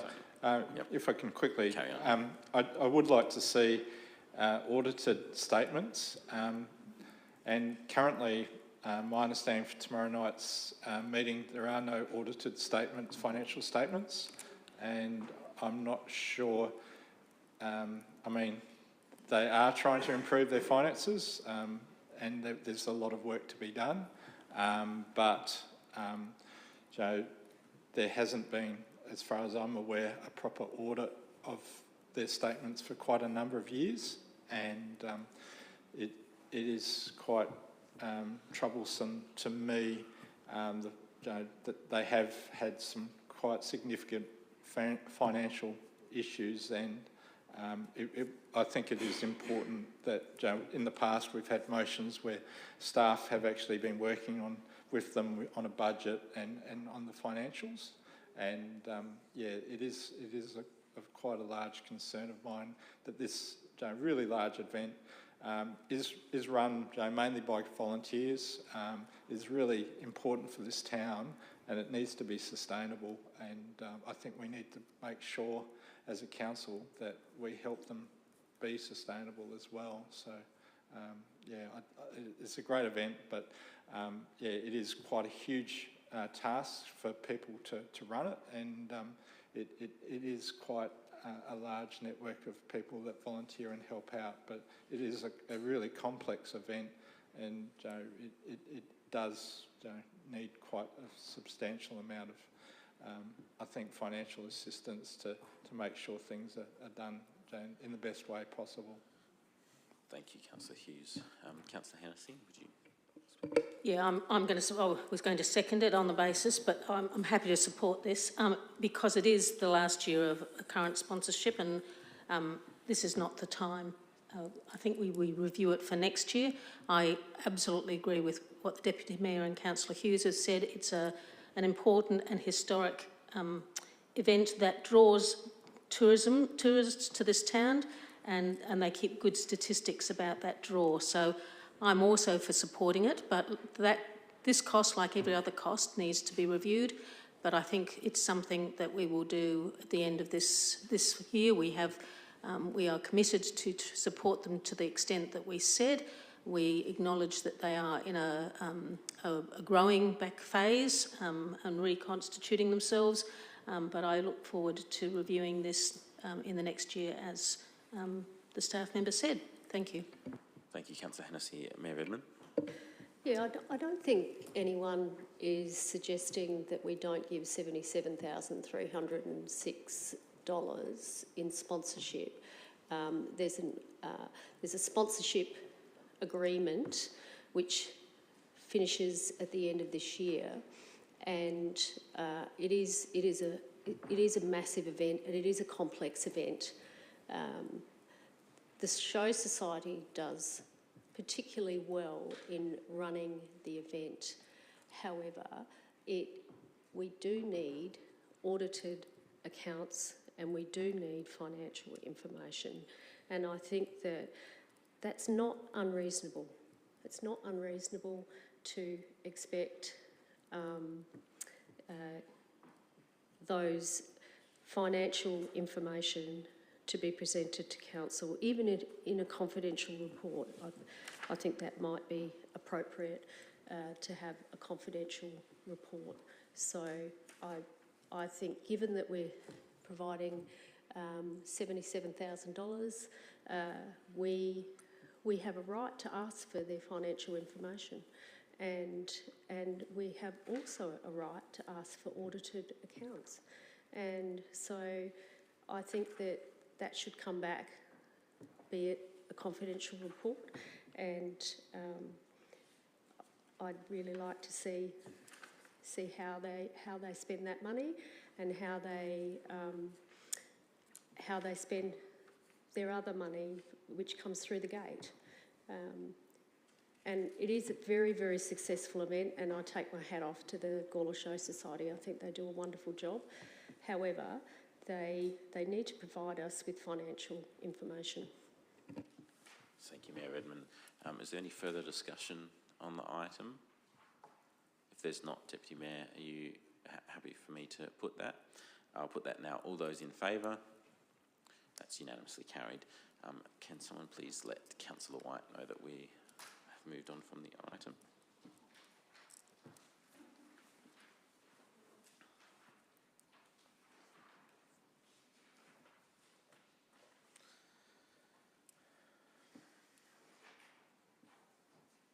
Right. So we have a 7.4. So this is the where's Councillor White? I'll wait for him to enter the chamber. Red forward. Right, sponsorship acknowledgement. Councillor Hennessy. Yes, Chair, I'm happy to move this motion with the additional removal of the paragraph that outlines the approval requirements, which appears on page 33 of 157 in our attachments. Just as a bit of an explanation. Sorry, Councillor Hennessy, was that page 100? Sorry, page 33, page 33 of 157. Sorry, I'll give people a chance to catch up. So both the Mayor and I were consulted in the draft form of this paper, and it came from a motion that I moved some time ago. And in that consultation, we actually, sorry Mayor, I will use myself, but I'm pretty sure that you were in agreement. We did not want to see that approval requirement. So it talks about that if you receive sponsorship from us, you have to send all your publicity material into our marketing officer to get that person to sign off on it.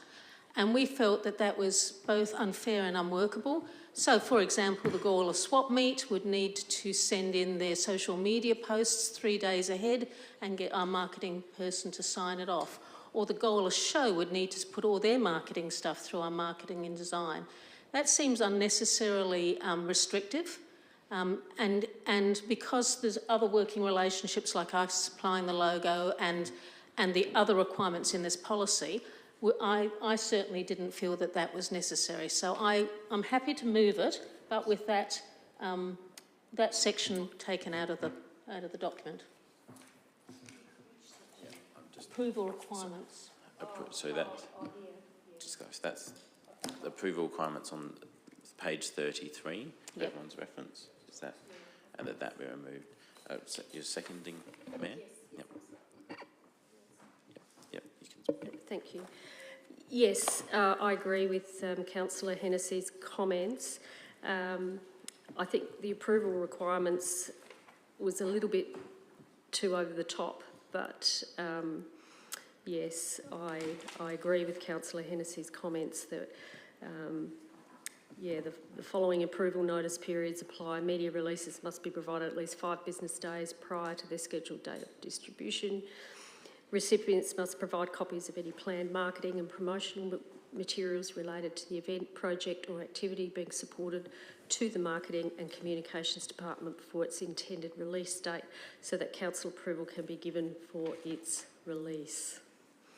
Thank you. Thank you, Mayor Redman. Everyone's aware of what that amendment means. Anyone not aware? Yep. Fantastic. All right. Discussion. Would anyone like to speak to the motion? Councillor White.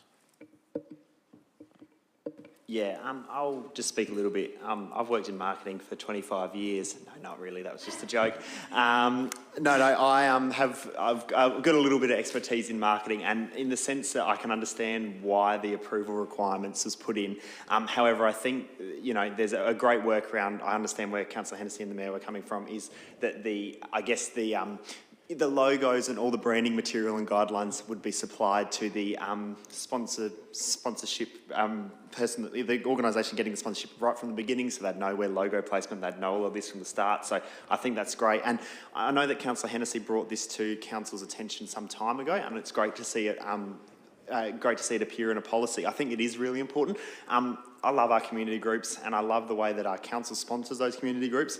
And I think not only, is it good publicity in the sense for the town of Gawler when we're acknowledged, but it does show that that working together mentality. It does show that, yes, here we are, a council supporting our community groups. They do something great for our community, and we're happy to support that. So for me, that's where I think it really is important. So while it is sort of another policy and something else that, is another requirement for when there's sponsorship, I do think it's one that's worthwhile mutually. So yeah, I want to thank Councillor Hennessy for bringing this to Council's attention, and thank staff that have worked on it, and yeah, very happy to support it.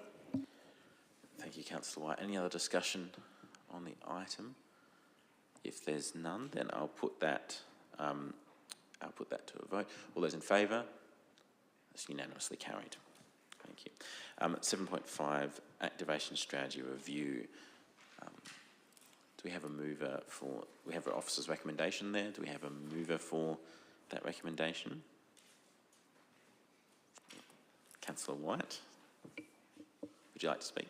Yeah, I will speak briefly. Thanks, Chair. I'm very happy to move this. I think the discussion tonight has very much been around stemmed from the activation strategy that is now currently wrapping up this year. So I think, very, very happy and excited to see this go out for community engagement. Very interested in seeing what the community has to say, seeing what similarities and what differences from the previous or the current strategy. And then, of course, us as elected members working with staff and seeing what is the next phase of activation going to look like. I think there's clearly tonight there's sentiment that we should be having those discussions, so I think it's very, very timely. So thanks staff that have put this into action over this strategy and will work to get this out to the community. Very much looking forward to seeing what they have to say. Thank you, Councillor White. Do we have a seconder? Councillor Hennessy, would you like to speak? Yes, I am happy to second this, but I'm a little concerned that we've got, it's a good thing in one sense, we've got a lot of community engagement happening at the moment.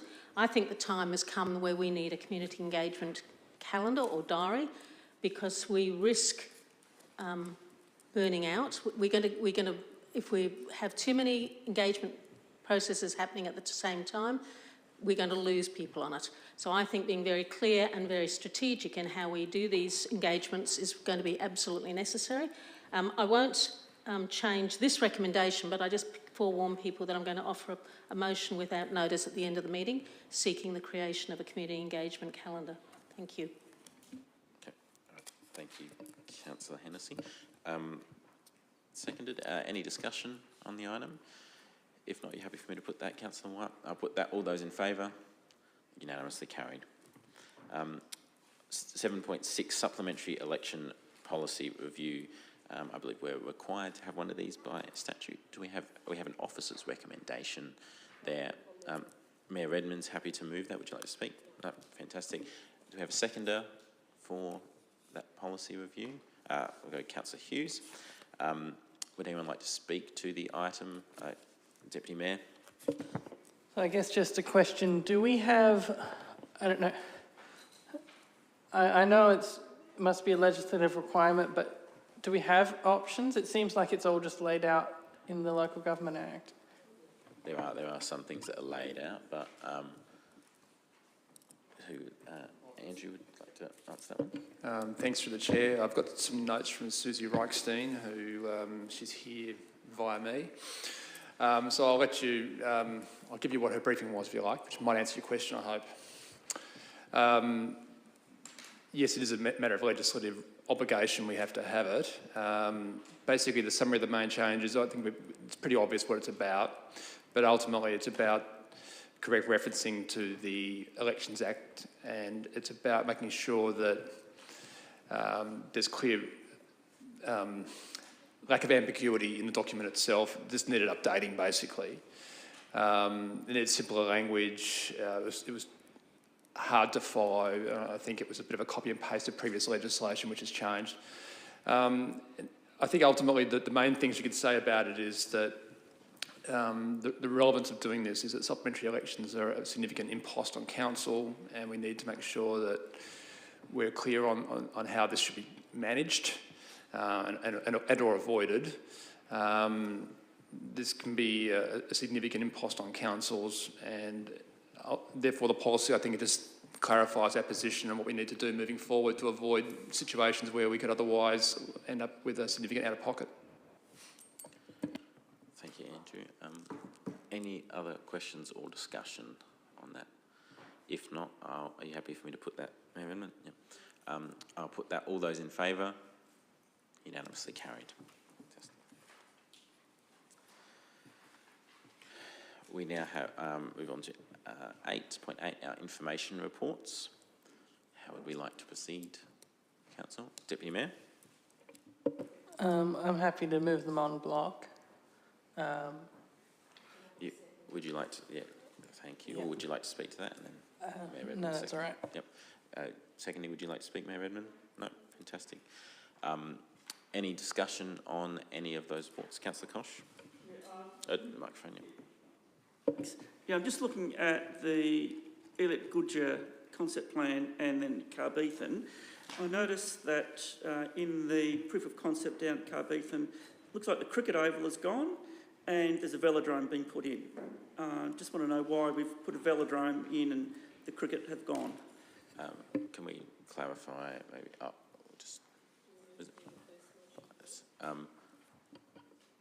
Is it? Can I? Is that been moved when it's moved on block? Is that? You can still go to staff. Yeah, but is that moving all of them together, or is it? Yes. So that's moving them all. So this is the discussion on all of the items at the moment. Yeah. So we'll go to, is it Bryce? Would you respond to that? Through the chair. So in regard to the irrigated turf, which previously comprised of a baseball diamond and a community oval, whether that be Australian rules or cricket, that irrigated turf area has been consolidated. So at any time either of those activities can occur. Belief is that there isn't the requirement for both of those to be used concurrently. So the ability to consolidate that into that space at the front of the reserve there. In regards to the infrastructure on the whole for cycling, BMX in particular down there, what we did is to try and put in the maximum amount of infrastructure that could be located there for the BMX club with engagement with Oz Cycling also in terms of what could be provided there. And as noted there, it is the maximum amount of infrastructure to ensure that it could be incorporated physically on the site. Going forward in terms of looking at this and refining it further, it would be done through a demands-based analysis to ensure that the infrastructure being provided there is actually required for the club and for the site and for the community. Thank you. Councillor Koch. I suppose this is sort of a difficult one, but the cost and timetabling, I mean, surely you must have a cost. Because you put something down here, surely you must have a cost to relocate the BMX. Through the chair, as noted within the report there, we didn't seek a cost estimate based on this. Given what it is at this point, it is that level of a concept, and didn't believe that it was a good spend to go actually get a cost estimate based on that, with the high likelihood that the contingency provided within that cost estimate would be really significant, and the caveats coming with that would be, providing so much of a contingency on it that the cost wouldn't really be accurate at this point. Thank you. Yep. Councillor Koch. Timeline? I mean, I spoke to the BMX today and they said, well, we wouldn't move till it's complete, basically. So what's the timeline, do you think?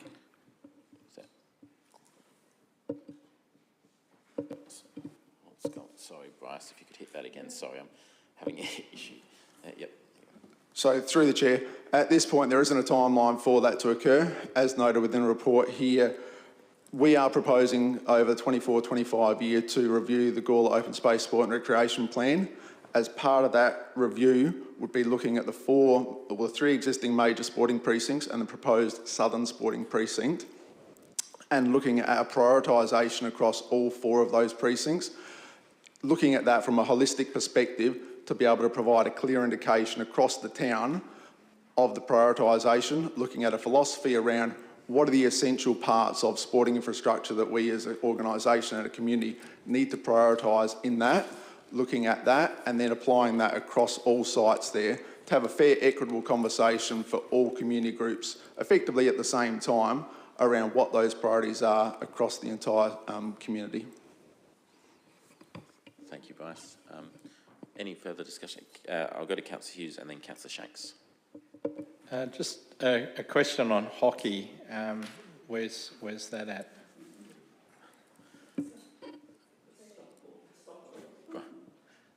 David? So through the chair, hockey was moved out of Carbeathan in the original master planning exercise because they relocated to the new pitches at Trinity College, from my understanding. So hockey's not part of that master plan. Happy with that. Councillor Hughes? Yeah, it just seems like we've got every other sport back in here again. And yeah, I mean, the Trinity College is an AstroTurf pitch, which is pretty handy.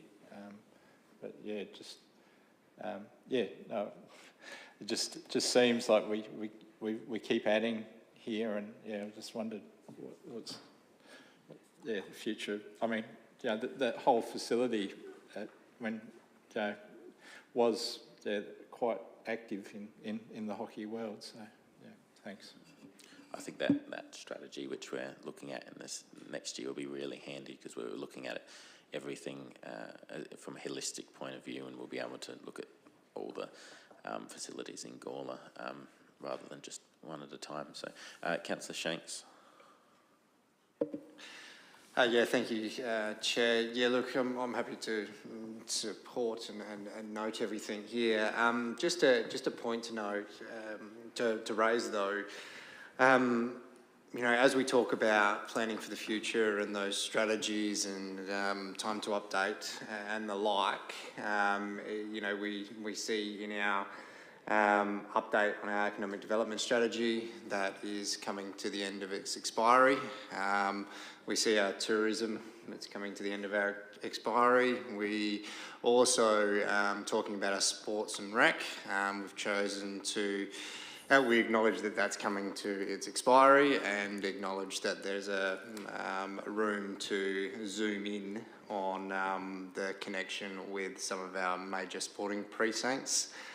Good work being done in that space, I'm sure, and we'll keep on working through that and look forward to communicating using the working group as well that we have in that space. I guess the point, just trying to point out here, at some point in time we're going to have to start talking and looking at the actuals that came out of these reports that are coming to expiry. We have had some good actions, I don't disagree, but there are some actions or some sentiments that haven't been carried out, and now we're going to be planning again and strategising again. So some of those higher level strategic documents that we love talking about in local government are very, very important, but yeah, those runs on the board become equally important as well as we do embark on this planning journey. And look, I acknowledge the G2046 coming online, the traffic framework, you know, all these documents that do link in to these things. But, you know, just seeing them come to expiration and not being able to quickly sort of, you know, list off a whole bunch of these outcomes. Yeah, it's just one of those ones where I know we need to think clearly on planning for the future, and we do have some of these great plans, but yeah, it's just we've come to the end of life at the worst time, and now we're going to fund, you know, these new plans to be reinvented. So nothing necessarily a question, and just a statement to make realistically, and noting all the reports, and I thank you for the reports, but yeah, just a general statement there. Thank you, Councillor Shanks. I think Andrew might have some information about that which might be relevant and assist members. Thank you through the chair. Thanks, Nathan. I hear what you say. I suppose the only thing I'd say in response is that we've got the briefing on the 19th of March, the first hour. So I'll try and 19th, same night, same. We can clarify. No, we've got the same night as the budget conversation on the 19th of March. We've got the first hour conversation on strategies. So in terms of some of those strategies, the thing I'd mention is that yes, we are updating some strategies, so that's a given, but we've also said, probably in the last 12 months that I've been here at least, that things like, say, the 2016 UDF, we reported on some of the outcomes there. There was a number of things that were done under that UDF. It was a wasted effort. There was $6 million of capital roadworks, for example, were done, and so on and so forth, taught facilities on Julian Terrace, etc. Some of the strategies we're talking about haven't ever been done before, so we've never had a growth framework, and we've covered that a number of times over the last probably few months. And integrated transport, we started but never finished it, so it never got adopted. So there's a case of, I think, seeing things through and making sure they're fully implementable, and sometimes there are things we'll refine. So we'll go through that at our workshop, I think it's next week. Thanks. Thank you, Andrew. Councillor Hennessy. Yeah, I've got a couple of questions on 8.3, the recreation services overview, and thank the staff member for presenting this. It gives a lot of useful information. Two questions though. It talks about the number of an increase in participation, and specifically in the gentle fitness. It's saying that participation has increased from 1,040 to 1,270 in the last financial year, or a 20% increase. I guess I just need to know if that's numbers of people using it, or is it sessions that are being used? Because that makes me then question some of the other statistics provided further down. Angus, thank you. Through the chair, that's the number of participants for the whole financial year. I think you'll find that there's a lot of people going back time and time again. There aren't 1,200 different people using that program, which then makes me wonder whether there are 16,000 different people using the skating. I think what we've got here, and it's the problem with statistics, is that you've got repeat attendance of people. It's not a bad thing. It still indicates that there's growth, but we need to be really careful as council when we put that we haven't got 1,200 different Gawler residents using that program, nor have we got over 16,000 different Gawler residents using the skating program. So again, it's just how it's expressed. My other question is to do with the security, staff security, and I note that there have been some training and some different processes used, which sound like they've been successful, and that we are using security guards for Friday night skating. My question is does that appear then in the budget under contractors? Is that where the cost of those security guards would be found? That's Angus, yeah.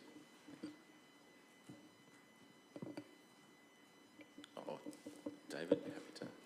So through the chair, yes, security would fall in our contractors and others spend, and that's something we're working on through the budget review processes. It's an unallocated spend in the current financial year that we've adopted at Q2 review to increase that budget line to accommodate for that security, because it was not budgeted for in the original budget. It's just due to the nature of the antisocial activity we've had to enact that over the last 12 months, but it is forecast in future budgets. Thank you. Councillor Hennessy. Just as a follow-up, that's disappointing to hear. I guess that might be a sign, and I think it continues to be needing to be investigated as to why would we continue to provide skating if we're going to have that level of unruly behaviour. And I do note that in this budget, yet again, we've got another budget bid for CCTV down there. So it feels like we're double dipping. We're paying for security guards and then we're trying to get some more CCTV.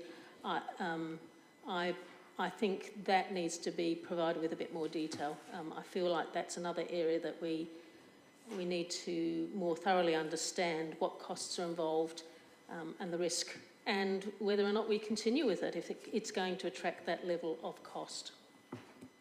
Thank you, Councillor Hennessy. We'll go to Councillor Kosh. This is also 8.3. I'm just looking at the budget on page 71 of 96, and I'm just looking at the budget line of cost of goods for resale, that's 35,000, and then canteen sale is 50, so there's a 23,000 profit, but potentially not. I mean, what's the staff cost to do that? I have brought this up before. I'm just concerned that we're paying staff to make chips, basically. So what's the staff cost for the canteen?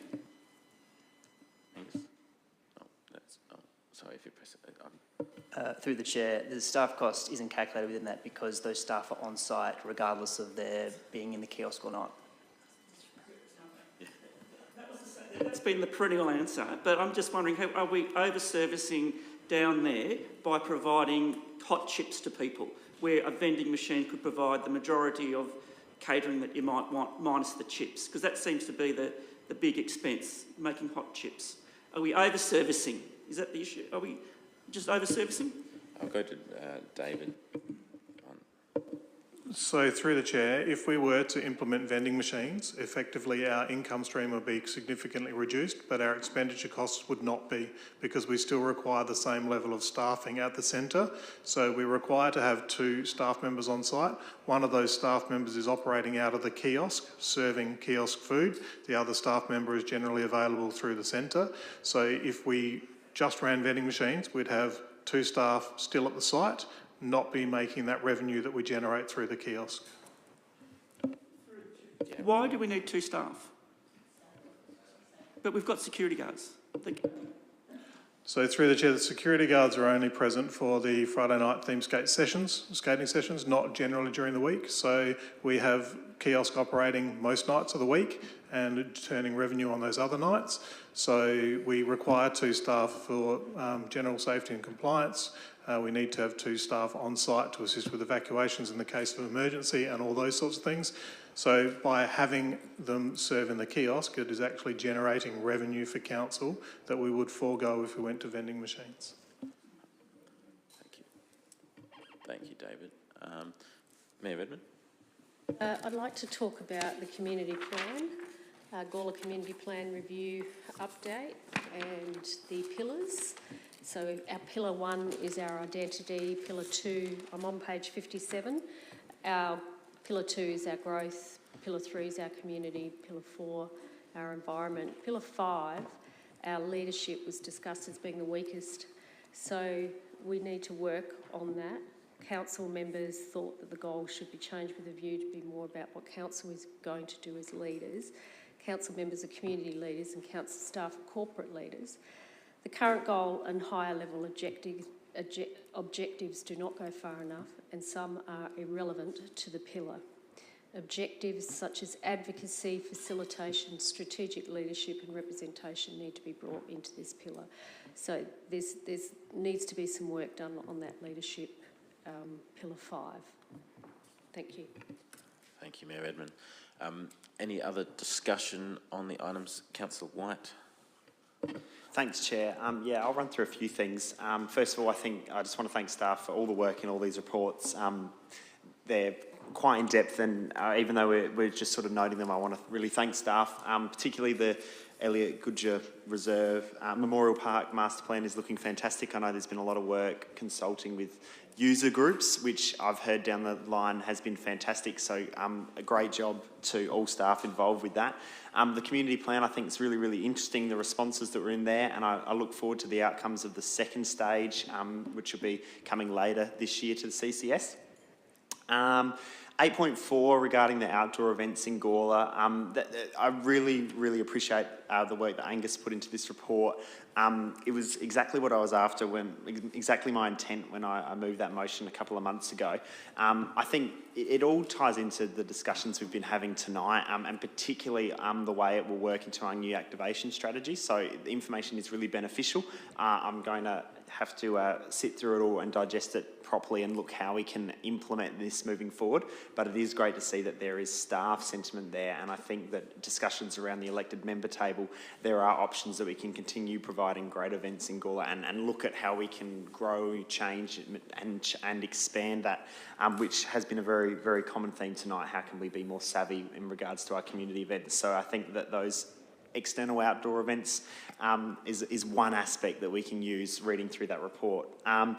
Regarding 8.5 and the economic development strategy update, yeah, I share some sentiment with Councillor Shanks. I understand that a lot of these plans, I've now learnt that a number of plans are crucial to council's functions, and as much as I hate saying I like plans that make a plan, I can actually understand the real benefits to a number of these plans. However, there are a few in there that are quite disappointing and dismal, and we're looking at the end of 2024 and our tourism plan. There's a lot of red, a lot of yellow, a little bit of orange and not too many greens at all. So that's probably the example I would say is, okay, that's a really good plan, and obviously I'm all for tourism, and some of those strategies in there are fantastic, but we need to have some real discussions about, okay, these are great, we've decided we're going to achieve these, but how are we going to achieve them? And is it actually feasible at the moment, or what are the priorities? If we had to pick 2 things from there that we're going to achieve in the next 12 months, what are those 2 things? That's the sort of discussions I think are starting to happen, and I would really like to see continuing to happen, not just for this budget cycle, but in the years to come, because I think that is where our strength is going to be, is finding those priorities. So yeah, again, just thanking staff for all of their really hard work, and I look forward to seeing these now moving forward and put into action. Thanks. That is really important. I think, as Councillor White mentioned there, the tourism plan, one of the things we don't have is an economic development officer, which plays into that quite a lot. And Councillor White quite rightly highlighted priorities for us there, that if we're not able to meet those plans and it's not a priority for us, asking those kind of questions, I personally believe that's a good thing to do. Councillor Kosh. Thanks, Chair. I'm just working through my thingy. I'm getting back to the sort of 8.3 outdoor events. I'm looking at the food truck event, and I'm glad you've got some numbers here.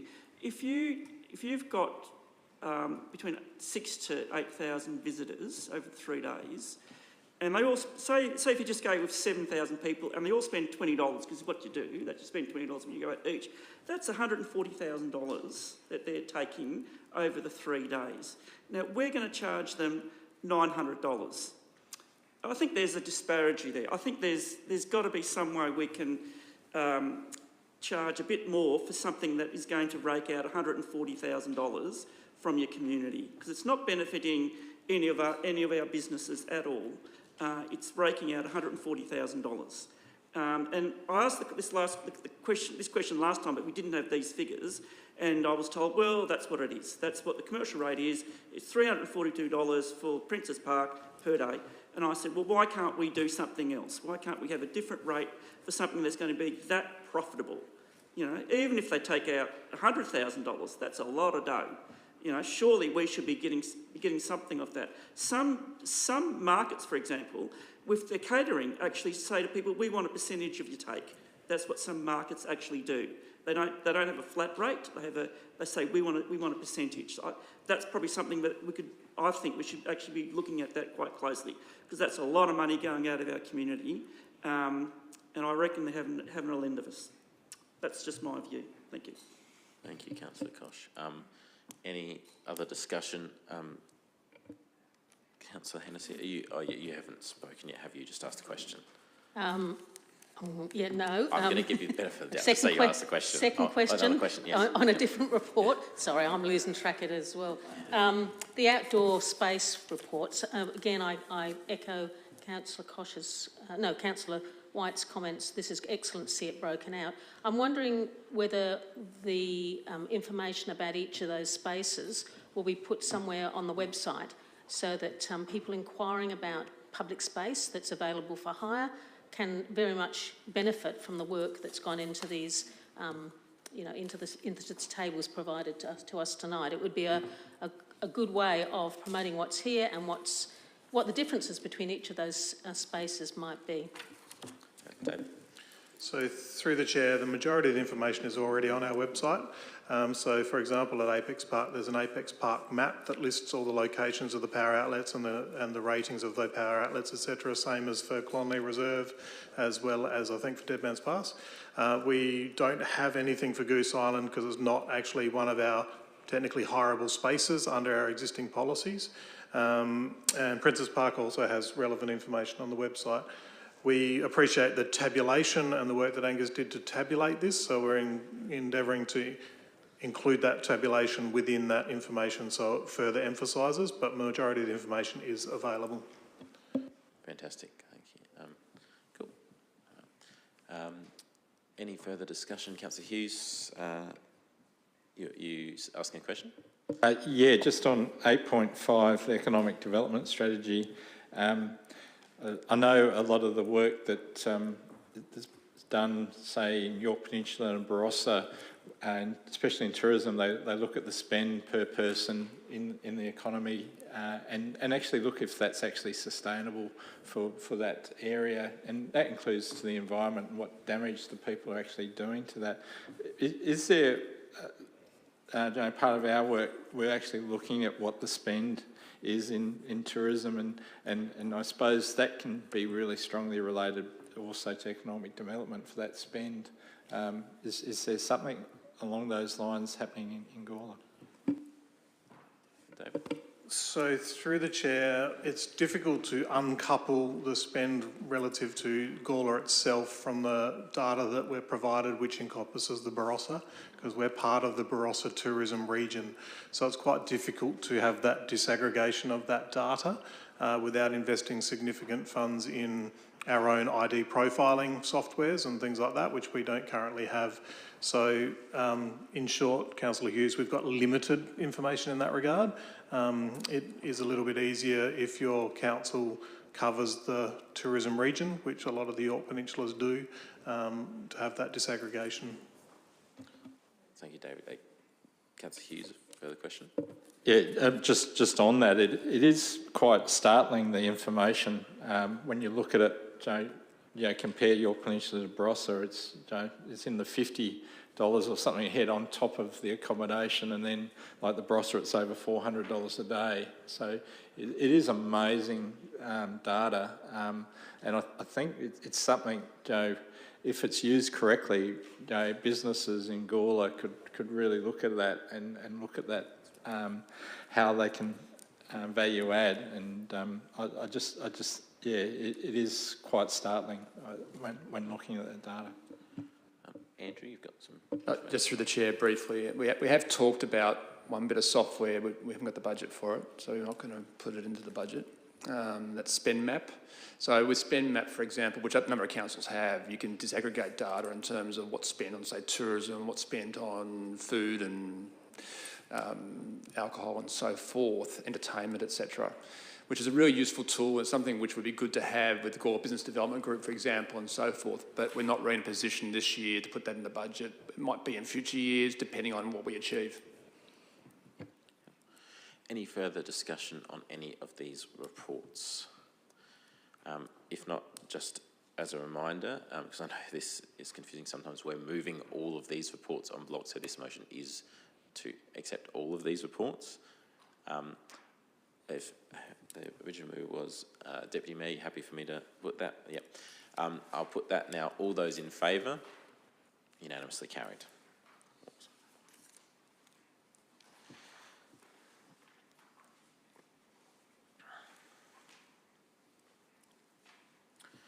Um, 8.6, is that?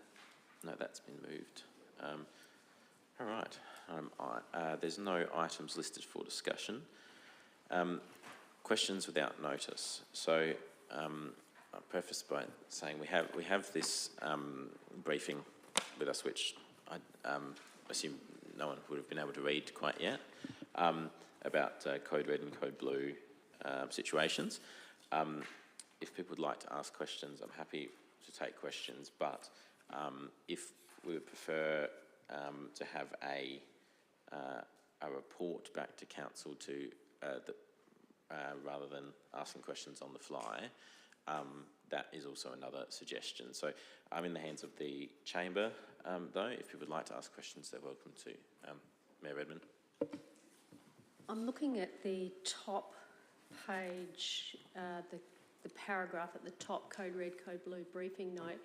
It should be noted that Council no longer directly receives email notifications from the SA Housing Authority that a Code Red has been activated. Council is not and has never been a lead agency in Code Red. We're not suggesting Council is a lead agency. However, we do have a role in sharing the information. It was all over social media, and I think that we could have been a little bit earlier in our activation of sharing the information. The information that we shared yesterday was good, and I think that that's a really good template that we could use to share information. We've never said that we have been a lead agency. We are here as a core council. If we believe we're the closest to the community, then we need to share information, and we don't need to get email notifications. It's all over social media. Sorry, Mayor, I'm aware of, I want to allow some preamble, but we're currently in a question without notice stage, so if we'd like to debate, we should probably move that motion. But yes, please, continue if you're going to ask a question. There was never a suggestion that we're a lead agency. I don't think anyone raised that. However, it is a core responsibility of council to share information, and I as mayor, I think that it's our responsibility to share that information. Yep. Thanks through the chair. I don't disagree. Basically, there was quite a bit of information in social media that implied that we should be a direct responder, and everyone can interpret that as they wish. That's fine. What I would always say is that there's always room for us to improve our processes and our systems. I was talking with Donna both yesterday and today, and over the weekend in comms, and I obviously got Jack today to prepare the briefing note, which you've got, and I wouldn't have expected you to read it because we didn't send it to you about 6:30 today. It was more just as a courtesy to get something to you so we could at least discuss it tonight and move forward in terms of whether you want a report or not. But in terms of process improvements, I think one of them would be that we do have information on our website, but I wonder whether we could do more in terms of making it a bit more obvious. One of the suggestions I had also was hard copy flyers, which we can provide to the dozen or so rough sleepers that are in the town. If you look at what SA Police do with Salvation Army flyers, for example, they do that. They provide information on where you can get assistance. There's always different ways we can provide that information, and probably there are a few things we could explore further, and that's all I was suggesting. Thank you. Councillor Hennessy. Yeah, I agree with both Mayor and the Acting CEO. I think this is a classic sign that we do need to tighten our systems. It is an important public health matter. We do have a role to inform our community. Part of that role is to explain what our role is. And I think in this case, it's sharing good information so that people are aware and people will understand what our role is and what our role isn't. But most of all, we all get 10-day forecasts. We don't need to wait until somebody sends us an email. We can be proactive in this space, and I think that's a really, as I say, an important public health. So I'd like to see a report back quickly on that, so that we understand what will happen, and we'll know who in the organisation will be doing that work in preparation for a heat wave. So you're happy to move that we receive a report, Councillor Hennessy, to the March meeting? Yes, we may have some words. Perfect. Of course, I should mention that there has been quite a bit of research on this, so if there are questions, feel free to ask, because we do have Jack here who can answer them for us. But yes, as pointed out, it is. Staff put it together as fast as possible, so we haven't had a chance to read it yet because the research needs to be done. Yes, question, Councillor White. Yep. Just a question, probably to the acting CEO. Is there capacity for a draft policy to be written up that could be included instead of or with a report, or is that unfeasible? That would be like a code red, code blue policy. We're always in council's hands as to what you wish to do. If you direct us to prepare a policy, we will. Whether it's a policy or a procedure, I don't know. It might be more of a procedure, I think, rather than a policy. I think it's more operational, and I think you want the flexibility internally within council, given our roles change even in the last 3 years, which is what the briefing note says, because some of the commentary that was out there was correct, which was 2 or 3 years ago, our role was somewhat different to what it is today as well. So I think you want the flexibility through a procedure. I think it might be the best way. But we can talk about that. Is that something which would be raised in the report? Yeah, that'll be in the report. We'll cover that in the report. Yep. So that options will be covered in the report. It probably won't be a policy that we vote on coming back. Is that? Yeah. You satisfied with that answer? Yeah. Yep. Happy to second. Happy to second. You want to speak to it? Yeah, just briefly. Thanks, Chair. No, happy to second this motion without notice. I think, I guess firstly, I do want to apologise to the community on behalf of or at least myself as an elected member, but I think the sentiment is, we could have done better. We did make a mistake. We've learned lessons that, yes, we do have a role even though we aren't the lead agency. I think there is sentiment that we do definitely have a role during heat waves, extreme weather events, whether it's heat or cold. But I think what we can do from this is learn from it and putting together a draft procedure, a report, and going, okay, we sort of know what we can do, we know what our capacity is, but let's formalise this so that when it happens again, whether it is a heat wave or whether it is extremely cold weather, council staff know exactly what to do, exactly how to act, and more importantly, our community is aware of what capacity council has to assist our community, and in particular those most vulnerable in our community. So yeah, I do want to apologise, but I also want to look forward and go, okay, what can we learn from this, and how can we put this into action moving forward? Thank you. Thank you, Councillor White. Would anyone else like to speak? Yep, I'll go Councillor Samuel and then Councillor Shanks. I'm just wondering if there's any updates at all on what colour the monstrosity is going to be painted. I notice it's in process of painting at the bottom of Lyndoch Road, and it's already graffitied. But is it going to go the corporate colours? Does anybody? We'll come back to that Oh, if that's right, okay. yeah, Just because no, we've got a motion without notice that's on the floor, but that is a good question that we'll come back to. Councillor Shanks. Yeah, thank you, Chair. Yeah, look, I think we can acknowledge that there is room for improvement in this particular space. Otherwise, we wouldn't have reacted and done a post yesterday to some community sentiment that was getting thrown around there. It would have just been a play on. We wouldn't see a, which I thank you, Jack, for, but we wouldn't see a 7-pager sitting on our desk tonight, highlighting the reasons why we don't feel like we're necessarily wrong. However, there might be some room for improvement. This is that, I guess, reaction as a community and as a council, and you know, we talk about wanting to work together and the like. That reaction, we need to sort of try to get around that. Procedures and policies, quality management and the like has levers that automatically pull when the systems are in play and they're operating as they should. This is the first time that I've seen that we no longer receive emails from SA Housing. So to me, as an elected member, it's quite fair and reasonable to expect a similar reaction or communication stream that happened in 2023, for example. I understand that, I get the sentiment. I also do accept, the timing of it. Coming out at the 5 o'clock on the Friday and then coming into a long weekend, I understand staffing changes that have happened more recently.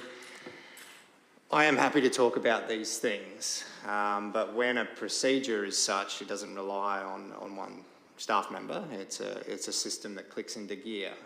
Proactive means that we do plan and we tick the boxes that are planned for based on the procedure. For example, myself, I was working at night on Sunday night because I knew that it was going to be hot throughout the weekend. There are boxes that I tick based on these forecasts.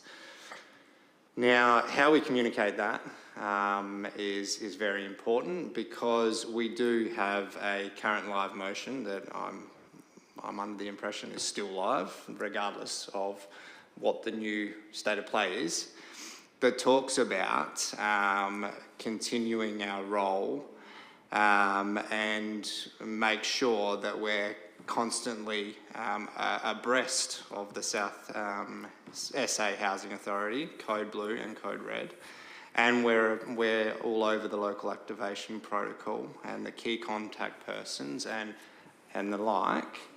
Now, I do understand that there's some information probably in the memo that supersedes this motion, but it's taken a weather event to try to actually weed out what is no longer valid on a motion that was carried in 2020, and activation and communication that has happened in more recent times given the same events. So look, I'm happy to see the report come through, and again, that systematic procedure update and levers to be pulled is something that's very important, because there is a level of expectation out there that we are consistent in what we've done in the past.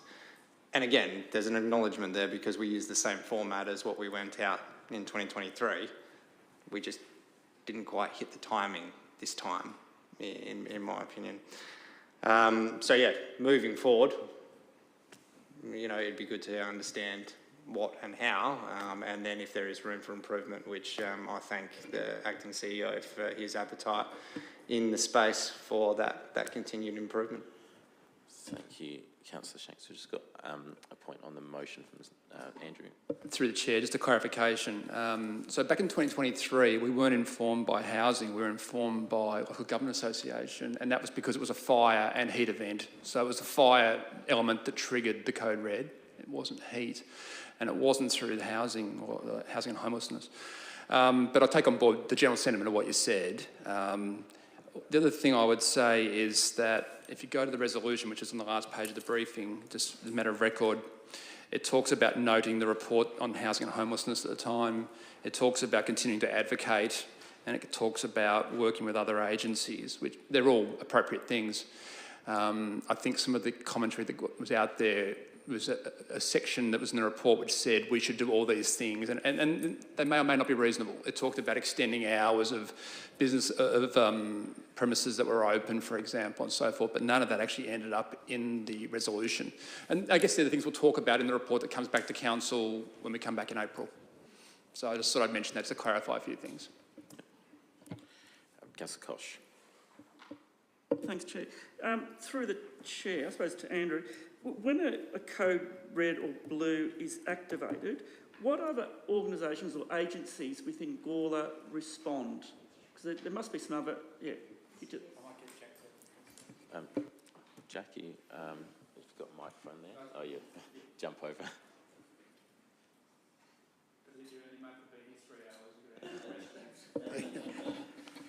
Thank you for through the Chair, hopefully that's loud enough. We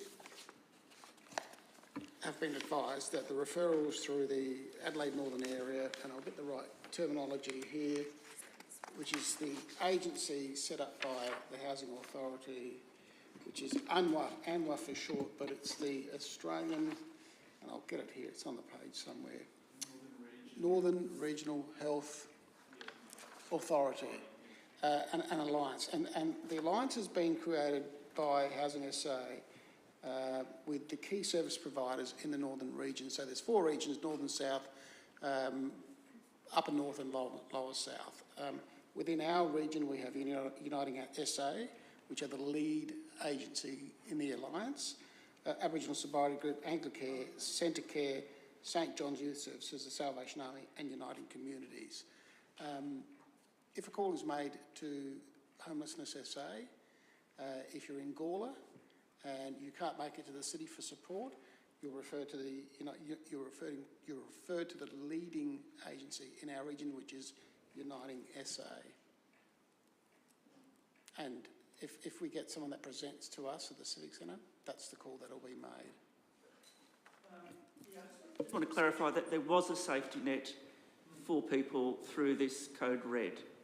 So people weren't, there was a safety net? Yeah, that's what I just want to clarify. Yeah, so not as if people were there was the agencies out there looking and watching and monitoring and providing information and services. Right, that's all I wanted to clarify. Councillor Hennessy. Yeah, thank you. Just having worked in this environment, that's great. That's the state government level. What we need, and I think the Mayor put it quite succinctly, is communicate that in plain English to our residents so that when they spot something, they're worried, they're distressed, they know what the best method of dealing or supporting is. That's the bit I think we missed, and that's what the procedure will come back with, hopefully. Not who in the world's responsible for what, but what our role is in very clearly communicating early to our community what is available should they or the people they observe are experiencing. And that happens in any emergency. So I think that is our role, and we do it quite well in the fire, and we do it quite well in the flood, and we just need to step up when it comes to code reds, code blues. Mayor Redman. There were 210 shares on that social media post. There were over 100 likes. So that tells you just how popular and how people wanted to help. They wanted to share. They wanted to share that information to whoever was looking on social media. 210 shares. Our post. 210 shares. That's the most I've ever seen. So I think that, Councillor Hennessy's right. We need to understand the value of posting, and we need to post on all of our platforms, not just Facebook. We need to post on Instagram, we need to post on LinkedIn, etc. And the 210 shares means that people saw that information as valuable. They saw that information as valuable. 210 shares, it's the most I've ever seen, over 100 likes. So it shows you the value of social media, and people want to help. They want to help, they shared it, and they did it in a really positive way. So, that's the value of social media. Thank you. You've only asked questions, so you're welcome to speak. Yep. Yeah, I understand that. I just wanted to clarify that the people who were homeless were there was a safety net for those people, and that they weren't left being vulnerable. And so there's 2 points that I just want to clarify, is that that agencies did kick into play, and they were supported, and that yes, we do need to tell people that these are the agencies that actually are providing support, and not go off. It was Red Cross, sorry. People who were also alone at home, and they could actually ring up and get themselves registered. So it was a really important post, and yeah. Thank you, Marion. I'm just sorry. I accidentally hit the button there. I should have pulled that one up. Sorry. Is there anyone else who would like to speak who hasn't spoken yet? Oh, Councillor Shanks, you've spoken. You're seeking leave to speak again. Does Councillor Shanks have leave to speak again? Yep. Fantastic. All right. Yeah, thank you, Chair. I understand that this is a new topic that's coming through, listed with the item discussions, and I do appreciate staff, putting this on the table as a response. I guess again the point that I think we're making here is a code red was declared. The semantics on what we do and how we do it is something we need to be very, very clear on. And that's again what I'm picking up. And again, we wouldn't have reacted with the same format that we did in the last code red, regardless if there was fire, code red. The communication of what we put out there and how community is going to take it is based on our consistent messaging. If we're going to say, oh, by the way, the rules have changed, regardless of the semantics around those changing of rules, then we can't be doing it as a reaction to a catastrophic heat event that was declared as a code red. We need to acknowledge, which I think we are doing, and again, I'm still reading the 7 pages, which I thank you for, but if we are going to do something, then we always want to do it the best way we can, and that's why those procedures hopefully will kick into line, and those 5-day, 10-day forecasts we'll look at, and we'll sort of have that template ready to go.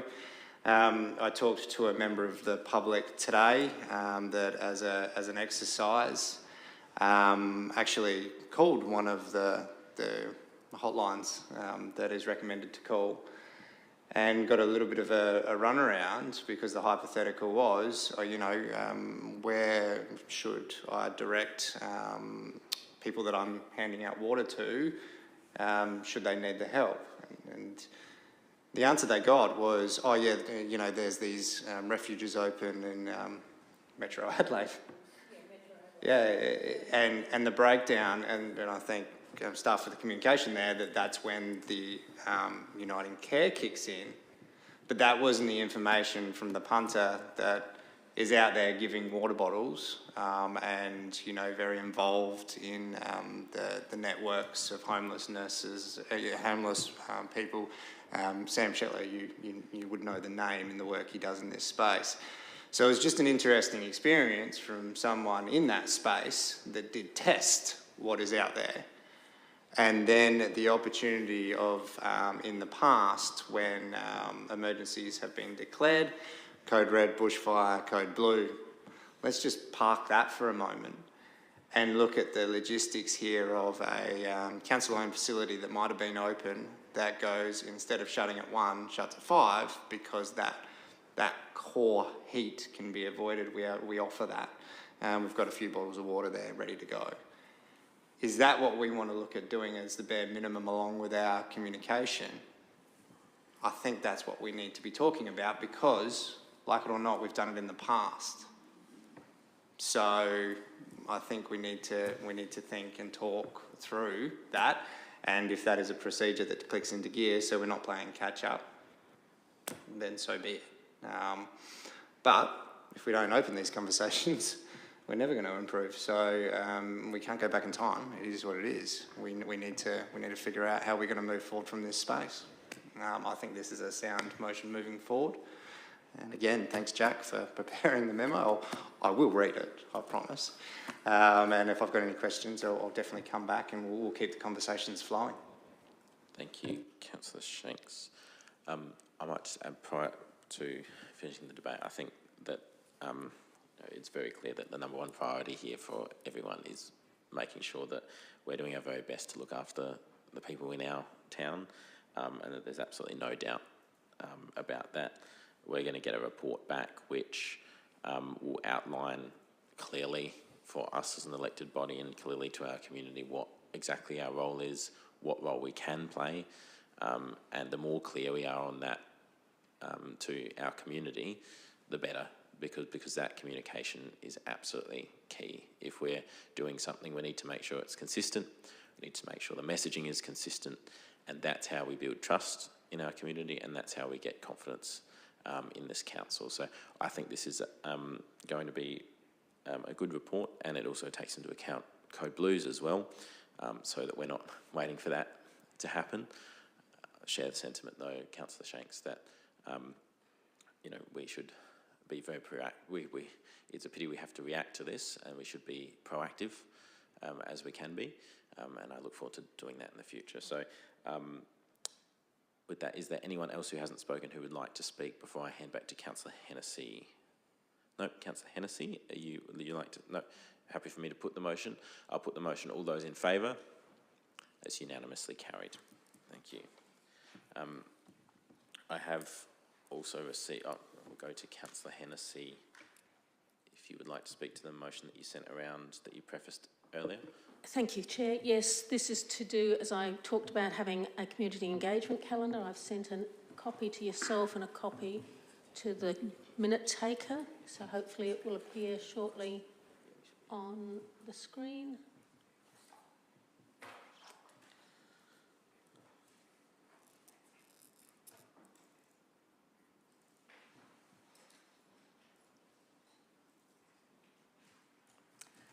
As you can see, the recommendation is that we recommend to Council that staff create and publish a community engagement calendar to ensure that Council's engagement opportunities with our community occurs in a transparent and strategically planned way. And I've deliberately used the word publish because I think that's the type of thing that should also go onto our website, and perhaps... Yeah. So we'll fix the grammatical errors. Spelling or grammar, please point them out. I did that in a real hurry while we were discussing another matter. So, yeah, hopefully I'll have some support. Thank you. I'll go with Mayor Edmund. I think you were first. It's good to see you. Yeah, I think this is an important to publish a community engagement calendar. It will help our community understand when community engagement is happening, and across a 12-month calendar would be fabulous. Thank you.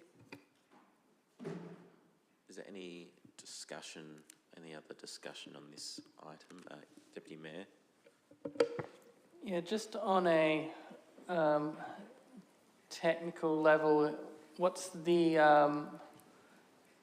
I guess, you know, for example, community engagements aren't approved until we approve them, for example. So staff can't just say, here's the next 12 months of what's going ahead. So just, I guess, around the logistics of setting up something like this. Andrew? Through the chair, I think it would be, we would publish one at the beginning of the year, but it gets updated in real time. So once council has a strategy that comes before it and says, here's the engagement plan, we'll just automatically update it just so that it stays valid and live. So there's no logistical issues there, it's possible. Yeah. All right. Fantastic. Any other questions or discussion on the item? Yes. Yes, Mayor Edmund has seconded that one. Councillor White? Thanks, Chair. Just a question. I think Councillor Hennessy's sentiment as part of this is that it's out in a strategically planned way. So is there potential room for, I guess, it probably can't work like this, but like draft, this is where it's scheduled to be, subject to council endorsement? Because I can understand that where you're coming from, Andrew, that yes, it'll appear on the calendar once it's released, but normally we approve things for community consultation very much soon before it's planned out. If it was released at the start of the year or financial year, maybe even if it's an internal copy only for elected members and staff, for me, I think it'd be really great to see, okay, we're releasing it at the start of the financial year, and in December, for 6 weeks, we're scheduling this in as a draft. Potentially, we're penciling this in February, we're penciling this in, and there's a big one coming up in April for 8 weeks, we're penciling in. That's where the strategic part of it comes in for me. Is there room or appetite to do that potentially either publicly or for elected members? I don't quite see the point of only publishing it when we've endorsed it, because normally we endorse it and then the week or fortnight after it goes out. I don't know if that's publishing it in a strategically planned way, even though I'm sure from a staffing level it is strategically planned. Andrew? Yeah, I was just thinking about the resolution. You've got to ask yourself who's the audience. Is the audience the councillors in the room to make sure they're comfortable that it's strategically aligned and you're not doing strategy? And when I update you on the 19th, I'll probably also throw in that we'll be doing the engagement on the work on southern rural areas at the same time as well. So all three things will be in the same room at the same time, because in the end, southern rural areas is a component of GORLA 2046. So why engage separately? Because you're also engaging on a community plan and whatever else. So I don't know if I got an answer to your question, really. I understand the sentiment from council, which is you want to have something which shows the commitment the council has to engaging meaningfully. And therefore, I guess you have to have something which gives what you think is a 12-month plan, knowing that in real terms you're going to have to update it because, as you say, things will change within a month-to-month basis. But, all you can do is trial it, probably. Councillor Hennessy. I see it as being, in terms of being published, the stuff that we have agreed in the council to occur. When staff come to us as elected members saying this is what we intend, they could present the calendar with the possible dates scheduled in for our benefit. But I think it would be confusing to the public if we say real draft and the draft changes and whatever. So we can use the tool inside, for our discussion. But I think my thing is that the public would just see what's happening at the moment, and they better spot what they're interested in and when it's occurring. Because at the moment, I think we're starting to get to the edge of fatigue. I agree with the CEO. There are times when we will have several things happening at once because there's a strong linkage. But my guess is, just with what's been presented to us tonight, is we've not only got those 3, but we've got a couple of others coming along. And I fear we're going to come back and we'll be in a situation that this council has before. We put things out for engagement and we get 6 people.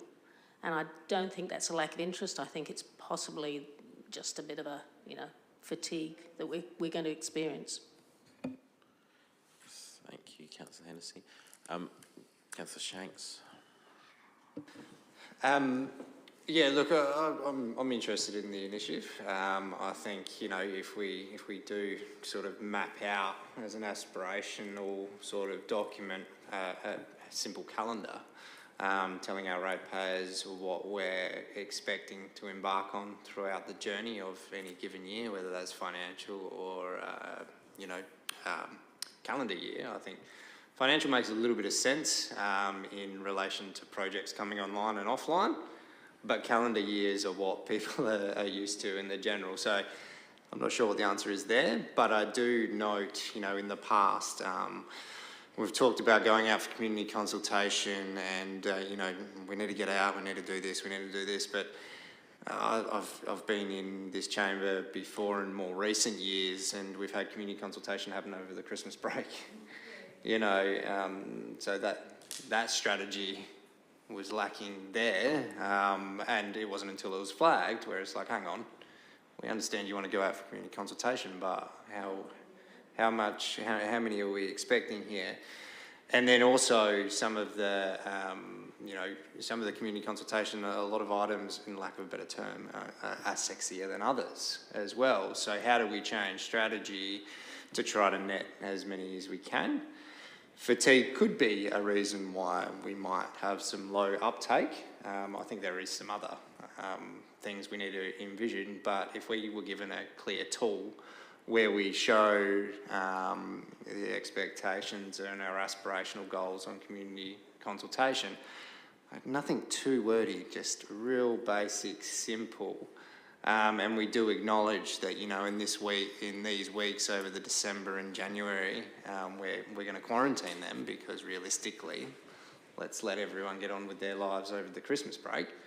I think that is a good message to be able to be sending, and it also helps us visualise and plot the synergies of these community consultations. And if fatigue starts coming into play, we can start looking at that. But yeah, community consultation is always one of those hard nuts to crack because there are decisions that have been made in the chamber that is based on the way the community consultation has been presented back, and it's 70% of people really thought this was a good idea and we should move forward, and it was 10 people. So and that's not modern history, I'm just talking about experiences years past. But I think we should always look to improve in this space, because that community consultation, that community engagement, that cross-pollination of education with our ratepayers is something that we should always strive to be able to do. The budget's one of those big ones that's hard to get that uptake on, because try getting people to look through that many pages, but hey, keep on chipping away. Thank you, Councillor Shanks. Any further discussion on this motion? If not, are you happy for me to put that, Councillor Hennessy? Yep. Then I'll put that. All those in favour? That's unanimously carried. Fantastic. Well, we've got a confidential report here. So can I please have someone happy to move that recommendation, Mayor? Yeah. The Finance and Corporate Governance Executive Manager's not here. Executive Manager Infrastructure and Operations I don't think is here, and Manager Library and Community Services, or is somebody, they're all leaving, they're all going. Yep. So Acting Chief Executive Officer, Executive Manager Community and Strategy, that's you, David. Acting Executive Manager Development and Compliance, is that Jack? Jack's going. Yeah. Oh, you're going, are you? So that crosses out. So I'm going to move the officer's recommendation, Gawler Reconciliation Action Plan Working Group membership, information, the disclosure of which would involve the unreasonable disclosure of information concerning the personal affairs of any person living or dead. Specifically, the matter relates to applications received from community members. That's the reason we're going into confidence. Thank you. Thank you, Mayor. Do we have a seconder for moving into confidence? Deputy Mayor. Deputy Mayor Davies has seconded that. I'll put that. All those in favour? Unanimously carried. That door